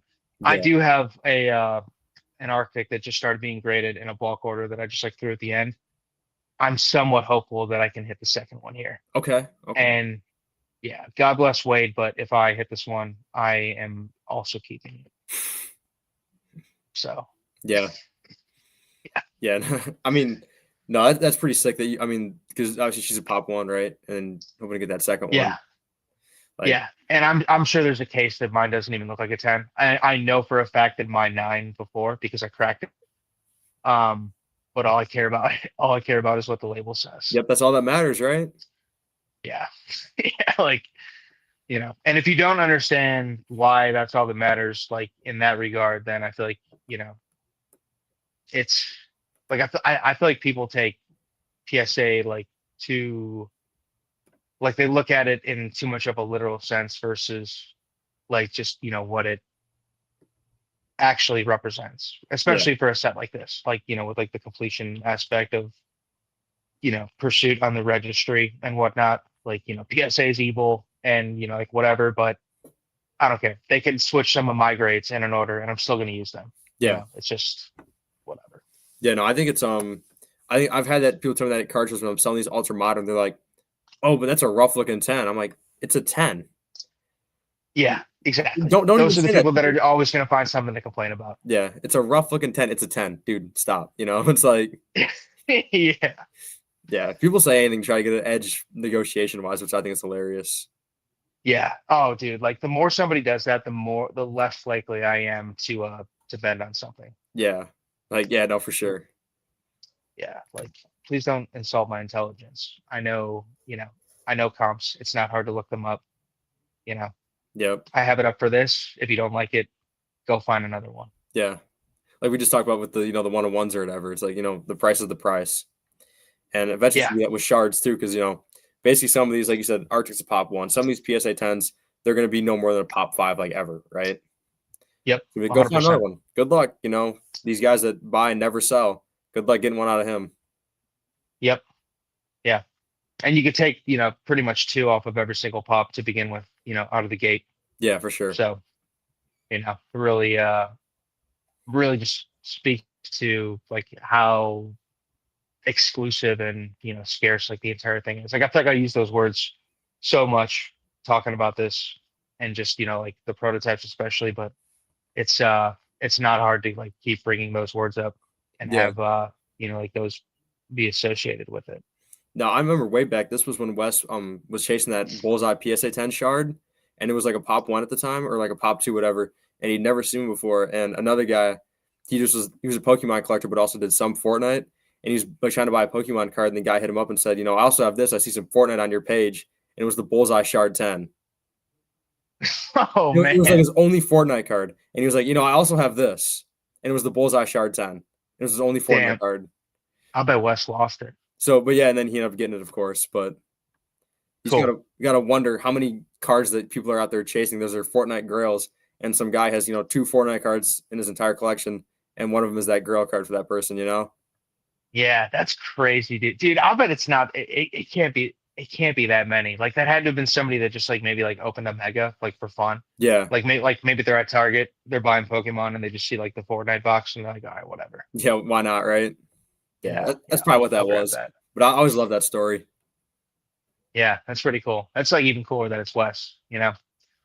He's our prime example of the $1 million listings Yeah. on Oh yeah. eBay with his with his stuff. Which Like, in the beginning yeah, I didn't like it, but now I kind of like the fact that it's up there because it gives those cars more exposure, the prototypes and stuff like that. It gets them yeah, out there. yeah. I feel like it's good pub. Um, even like the recon, that Ash posted. Yeah. Like, I don't think it hurts to just like ask higher for like some of these because Right. like the asking price doesn't really matter as much, and like we're definitely entering the territory of where like if the conversation is only about profit and how to maximize it, like 10K OBO for like that same card, I think just like changes the perception of it, right? Yep. Especially with prototypes, which have been like very controversial with and like what they've actually sold for and that kind of stuff. But like a card like that, when nobody else can like bring one to market and lower their asking price, you really don't hurt yourself by like throwing. I mean, maybe you hurt yourself by people that just aren't even going to take you seriously to begin Mhm. with. But Yeah. you know, if anybody really wants that card, they're still going to at least like send the intro Yeah. DM out to just kind of like feel you out. Yeah, like anyone who's gonna that really wants the card that truly deep down wants it, they're gonna see that asking price and think that's the asking price. I'm gonna see how much I can talk them down. Yeah, right. Yeah, And like you said it perfectly. There's a way to feel somebody out and still come across like you're being respectful, yeah, rather There's- than like yeah, what's your realistic price on this? yeah. So what are you really? What's your lowest? What's your bottom line here? Like Yeah, I was like thinking, dude, like those are like the classics. Usually those are like older people, I feel, yeah, and maybe they just like don't know any better. But you know, like guys that do shows and like that kind of stuff and yeah, whatever. But yeah, I think I've gotten a lot better with like how I respond to people. yeah. No, I had. I don't know. For some reason, I got like a lot of like people like really pissed at my eBay listings for some reason a few times. Oh, like the Dalton. The Dalton and the Bridgewater up for 7,500. Yeah, And then I think I had my Moisty Shard up there also for 7,500. I don't even know why I nice. did that, but I was just bored and I put that up there one day and Yeah, trying free pub, baby. yeah, and some of the messages I would get like again, that was comps obviously there was like a Moisty had sold for like I don't know, like $300 at the time like raw. Mine's a Okay. 7 and the dude was like, this isn't really worth that. I'm like, yeah, I know. It's not really for sale. It's just up there. But that guy ended up getting Yeah, like really mad. He's like, then take it down and put it for a more reasonable price or just don't have it up there. Like, dude, it's my card. I own it. You don't have to. I've never had that request from the sports side. That's Yeah. crazy. Yeah, no, I've had some very strange DMs, but also I'm I give it back to these guys when they say that stuff to me though. So that's probably why I get them more angry. It's it's free entertainment. Oh That's yeah, what I for tell sure. Bobby. Yeah. Because dude, you can only imagine Oh the gee. DMs that Bobby gets. Yeah, I can only imagine what he hears and sees. Dude, they're some of them are pretty nuts. Yeah. Yeah, Which is yeah, honestly funny. Like, come on, dude. yeah. Because all you have to do is just keep scrolling, Yeah. But some people just they gotta stop and send the message. I want to see if I can find the Dalton one because that was the best. Because I mean, this dude was like pissed. I want to see if I can find it. He probably wants that so bad Oh, too. I know. Yeah, for sure. Like, oh Let's man, see. yeah. How about this was a while ago. Let me see if I can find it.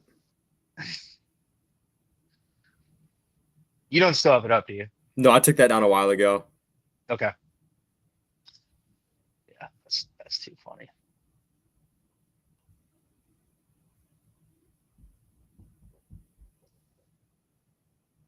DA.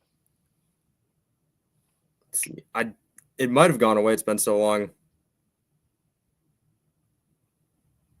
Yeah, I can't because I'm scrolling through my eBay messages from like other members, and it only goes back to like June of this year. So They got the like the search bar on mobile now, where oh shoot. you can just like you could probably type in like Dalton and see if anything like that pops up. Yeah, you guys have like so many. I don't know. Maybe do they ever like go away if you have too many? I don't know. Maybe I feel like I've searched for some before and they just like haven't popped up, and like I know for a fact that I like use that keyword. I think.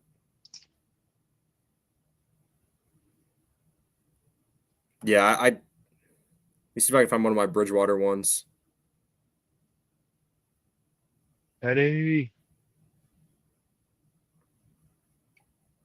Yeah, no, I can't find it. I wish I still had some of those.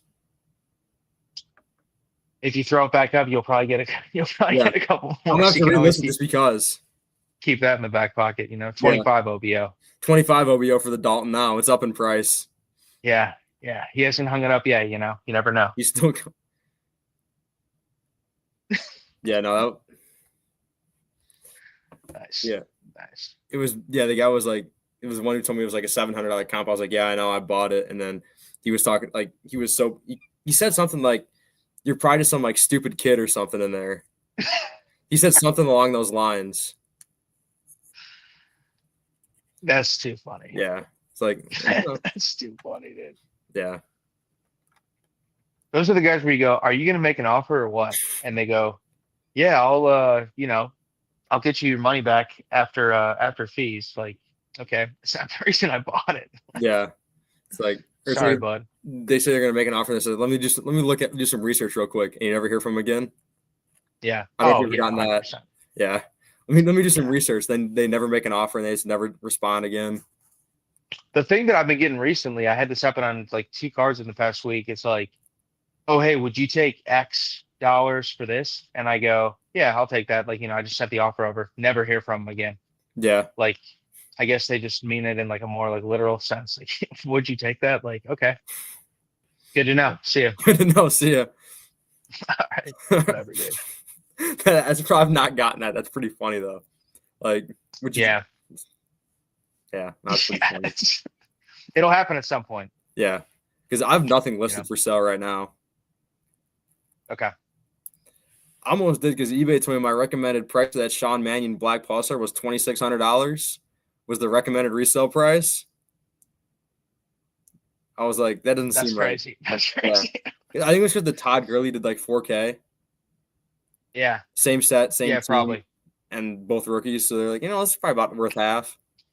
It is such a polarizing parallel. Like I sent you, that was like really good timing with like Yeah. Poj on his. I don't listen to their podcast, but like I met him and he's like a really good dude. Okay. But yeah, I saw him like talking about it. That was just like the timing couldn't have been any better coming Yeah. off of talking to him up last week. You ever held one of But those in person before or had one? I've held Pulsar cards, so like I feel like my brain, can. It's the same way like I've I've played first person shooters. Yeah. I see Fortnite. I have a pretty good idea of like what it would, be like. Um, so yeah, I think I have like a pretty good idea. There was like a rookies and stars parallel, Yep. like one of one, like 3 or 4 years ago. There was like a black.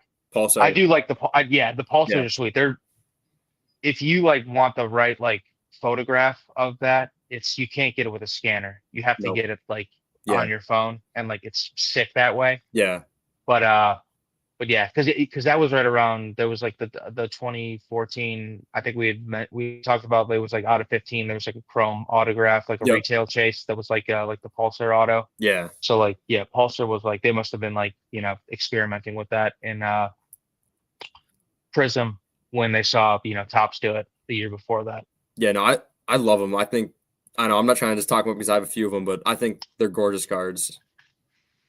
I think I got to get one at some point now because I got like a lot of the recent years. I'm trying to think of like what years I don't have any from, and it's 15 for sure. 16, I I think I no longer have an 18, which kind of bothers me. Yeah, I kind of want an 18 at some point. Those are great looking cards, the 18 finites. Yeah, I had the miles and I sold it for like 3 grand a couple years ago. Kind of wish I would have kept that because it was like the second year, but Yeah. whatever. Yeah. I mean, 3 grand isn't terrible. I'm assuming when you sold that was a pretty good price. Yeah, I think you could make a case for like 10K on that today. Yeah, this is like the picture of the tour. I don't know if you can see it very well from the FaceTime, but Yeah, yeah. yeah. Torrey Smith Niners. That's dope. Yeah. No, that one I get a lot of interest in from people as well, Okay. which is kind of surprising. Probably like I think Niners all sell like pretty well. Yeah. Like I got the like the Pearsall Oh, yeah. finite and like the Like his gold still sold for like 800 a couple weeks ago, and he's just been doing like nothing this year. I think it's Yeah. like fan bases like that, just like the stuff sells pretty strong. Yeah. I know we were talking about the black labels earlier. Have you seen the Frank Gore 2013 Finite Black Label? No, Yeah. Hold, let me see if I can find it real damn, quick. really? Yeah, let me give. I think I know who has it. I think it's posted. Let me see if I can pull it up real quick. Is he on the Niners that year? Yeah. That's pretty sick. Black Label Finite. That's like Bobby's dream card. Yeah. No, I'm trying to remember if I follow him or not.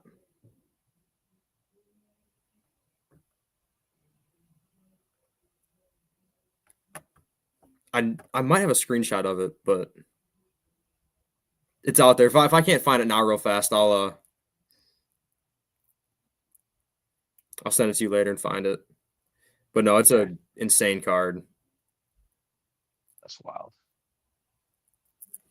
Frank Gore too. I have one 2013. I've Yeah. had it for like probably like 7 years. Ben Okay. Tate. Ben Tate. Yeah. Yeah, I love Ben Tate back in the day. Okay, that's And pretty sick. I probably paid like 20 bucks for this like 7 or 8 years ago. Yeah, that's awesome. I wish I had more. Like I'm trying to think of all the ones that I had like back in like Joe Mixon. Um, fuck. Uh, Even before that, like 2014, Aaron Rodgers Superfractor, Mike Evans Superfractor, 2014. Okay. Like Wait, what? I had a, I had a couple. Yeah, I Wait, had a Evans? couple like Wow. pretty solid ones I should have kept. I tell you about the Brady. I had the Brady Yep. 2017 Yep. finite. God, that's the only one that I wish I could have back. I'd still sell the hell out of it. Oh damn, dude. Who uh who is that? 24 nth, and I don't know how to pronounce that. I'll send it to you. Okay, that's nuts. But yeah, no, that's yeah. I remember seeing that for the first time. I couldn't believe it. Before. He's got a bunch of Frank Gore finites actually. He's got the 2018 as well. This guy's a crazy collection. I've never scrolled through his page before. Yeah, that's pretty sick. Fred Warner. Yeah, this guy's got some sick cards. I had the black of that Fred Warner at one point, rookie autograph. Really? Yeah. Yeah. Oh yeah, Willis. Nice. Damn. It's pretty sick. Yeah, it's actually awesome. Wow. He's got the 2014 Frank Gore. Are these like all the way down here? Yeah. Oh, he's got the orange Okay. pylon Frank Gore from 2012. You know where those came from, right? The Panini website, right? Yeah. Yeah. I want one of those someday so bad. They're pretty cool, but like I don't like the Panini Instant stuff just I because don't I need. feel like they just print money with it. That Yeah. was like the original like print factory for them. They are pretty dope, The reason why you I'm fine know. with it is that they was like they did it in 2012, then they didn't do it again for like 8 years. So Yeah, like I'm pretty sure that's like the original. Like if there was ever like a first, like Panini Instant kind of thing. it's definitely those. Yeah, George Kittle. I mean, yeah, he's got some pretty sick stuff in here. Yeah. That's tight. Yeah. So I remember seeing that for the first time. I couldn't believe it. That Frank Gore black label. Yeah, that's nuts. Yeah. I'm gonna send that to Bobby just to give him some FOMO. He might be able to get that one done. Who knows? Yeah, maybe this is like the final boss of Niners. yeah, like Niners PC. Yeah. I know there's This that. is like a true testament of like, can you buy somebody? Yeah. I know there's that guy who has all those Giants cards, like every single Giants grill you can imagine. I haven't seen that. I don't think he hasn't posted too much of it, but it's just kind of known that he's like, if there's a Giants 101 that you want, this guy has it. Wow. Yeah. It's the guy that he had the Brandon Jacobs 2007 Superfractor up for a while and then it sold. That guy. Okay. He has like all Interesting. the Giants 101s, like ever. Damn. He probably started collecting like when they were like Super Bowl, and then Yeah. now he's just stuck with like Kayvon Thibodeau. Kayvon Yeah. Thibodeau. I I mean, had his finite auto at one point. really? Yeah, I was pretty high on him. I mean, he's all right. Defensive players, defensive Yeah. players. I just You the got the value. Karlaftis, right? I sold that. Oh, did you? Yeah, like having the miles. There's gonna be so few guys that I like actually like take a stab on the defensive side because like going through and like buying and selling like a lot of them. The one that I regretted moving was I had the Brian Branch and I sold that Oh, for like yeah like 3K like a year ago, okay. and that's the only one that I wish I had back. And I feel like some solace with like him playing like kind of shittier this year, and then I think he like tore his Achilles or something like that, but like total luck because he was like a stud, Yeah. and I should have kept that. Um, Terry and Arnold, same thing. I think I bought that for like 1,500 over summer, and I sold it for 3K. And then Jalen Johnson, I bought for like 1,000. I sold it for 2K. Okay. So I feel like I at least have like a good eye for like the guys that are sought after, but the path to like extreme elite relevance is just like it feels like one in a million. Yeah, for Like sure. Donald, Watt, Miles, Hutch, Hutch, and yeah. like for me, it kind of stops there. These even like defense guys like Brian Burns. I know you have one of his big cards. It's like, Yeah, he doesn't get too much love in the collecting space. yeah, and that's somewhere like I would have been okay like keeping that because like corners. So he's like like a safety. Yeah. Um, those guys are going to get work no matter what, Yep. and they can change the game. Corners, like if you're an elite corner, it's almost bittersweet because I think you're going to get less work, so there's like less exposure, and like the only news is like this guy did insane cardio, you Yeah. know. So like Sertan, like I know Bobby's got like his shield auto. Yep. I would almost like not dabble with corners just because the the path to a defensive player of the year is so specific and difficult that I just like I don't want to take that chance. Yeah, no, for sure. Like, there's just too much of a risk because I mean, they said they talk about the cardio the receiver got. Yeah, that's why I think edge is always going to be like the go-to. Stats once they become like really relevant, they get like more limelight. Yeah. It's just the only way to do it for the defensive side. I know there was a sale on a Jalen Ramsey 2018 Select Black 101 just yesterday. Only went for $150. What was concourse? I think it was, yeah. Okay, I like those. That was like a pretty unique design that year, Yeah, but that because was like the Baker rookie year. yeah, no, I like them a lot too. If I wouldn't have missed it, I would have put a bid on that because I think 152 for that is pretty cheap. Yeah, especially Ramsey. I feel like he should have like a pretty strong market. Yeah, it's crazy that he really doesn't though. Yeah, corner, you know. There you go. But I feel like he's like a pretty impactful guy. Oh, for sure. I mean, he's still balling out Yeah, today. yeah, yeah. That's true. Yeah. Well, good shit, dude. Yeah, you think we want to wrap it up? Yeah, a couple hours again, man. These go by so quick. Yeah, they really do. I just looked down and it was like 7:40. I was like, oh wow, that it was like 6:10 a few minutes ago. Yeah. Did I tell you last week when I hopped on, I got on an hour beforehand because I forgot you were central. Really? Yeah. I, Yeah. I did not know that. I was in there. I was like, damn. I was like, where's he at, dude? And then I went back and I saw you put central on there, and I was like, I'm East Coast, so Oh, you I are? got it. I Is Ohio got it East right this Coast? time. Yeah. Oh, it is? I thought it was Central. Yeah. Yeah. It's Eastern. Oh shoot, I thought Ohio was Central for some reason. Yeah. I guess close because we're all kind of like like Midwest Yeah. and whatnot. But yeah, no, that's on me. I got to have a time zone awareness. Well, I just assumed it was Central, so I'll know that from now on. Yeah, no, you're good, dude. Just you say it on your time, and I know. All right. So Sounds good. we're all good. All right, Yes, man. Well, sir. this was a good one. And I do plan on, getting another proto pack soon at some point. Nice, dude. Yeah, no pressure. I think I'll probably. Oh yeah, I kind of want to just hop in here real quick and see if they got any. Oh, also, I was gonna ask. I don't know if you want to share this, but what case we're on? Is it still 2 or is it 3? I don't. You don't have to share it. I was just curious. Yeah, no. So now I think the way that it's going to be set up is we like can't like there's nothing in like holding it back. Because if I just kept it open and it was just like not we're gonna sell out like one case and then wait a little bit and then open the next one up, because I think doing that makes more sense.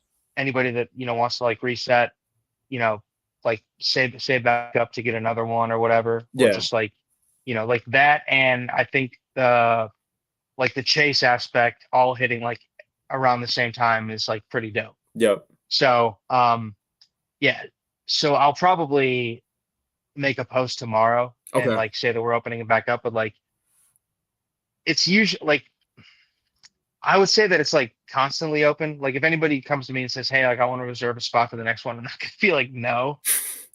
Okay, so you're Um, not selling them right now. Not necessarily. I, I just want people to reserve them when they're 100%, Okay. and then once we get all 12, then it's good to go. Okay. I actually already took a payment and sold one in the third case to Hans because he's in Norway, and those take like 2 or 3 weeks to get out there. Okay. So I just kind of like wanted to give him like a jump start on that. Um, but yeah, so we got 3 other spots reserved, so 4 out of case 3, and then yeah, I'll probably make a post about it tomorrow. It's more of like just posting awareness that like anybody that wants to hop into it. But the timing that I look at it, it's just let everybody like have fun with like the last case, and then we can look to when we want to open it up. Because like even if it was like once a month, that would last us like 6 months of like like a pretty cool chase aspect, like Yeah. kind of tracking everything on the sell sheet, and seeing what's left I and would like whatever. once a month because I So could probably get one from every case. I would like that if you did it once a month, and I could probably justify, here's my card expense for the month. I'm just gonna buy a proto pack every month. yeah, I think I'll probably just like get like gauge sentiment, and then like if people like aren't ready for it, then we'll just wait, and it just kind of fills when it fills. Yeah. But that's I'd rather do that, because if it's people in the group that want you know multiples, then I want to take as much time as we need to make sure that happens, because I Yep. think like it's just important to make sure that those are like the first hands that they go to. Yeah, for sure. Well, I So think it's a good note to wrap it up on. yes, sir, dude. All right. Well, Checklist number 3. You yep. and Pat. Yep. I'm really happy with that, by the way. But You one upped him with the grade too. That's he's got an 8. You got an 8.5. all right. It's cool to know. I needed the 8.5. Suck it, Pat. If I would have gotten the 8, I would have had to work out a deal to get the 8.5. Oh yeah, that's right. Yeah. Yeah. If I get like a 9 This or something, is I'm gonna trade down. yeah. Hey, dude, you got to be the 8.5 guy. I feel like you got to like incorporate it into your brand. How many 8.5s can I acquire of prototypes? Yeah. There's a lot, dude. Yeah. There's a lot of them. Yeah. All right. Well, you have a good night, man. All right. All right, bro. You too. Thanks for having me on. I appreciate it. Of course, bro. All right. See you, Yes, man. sir.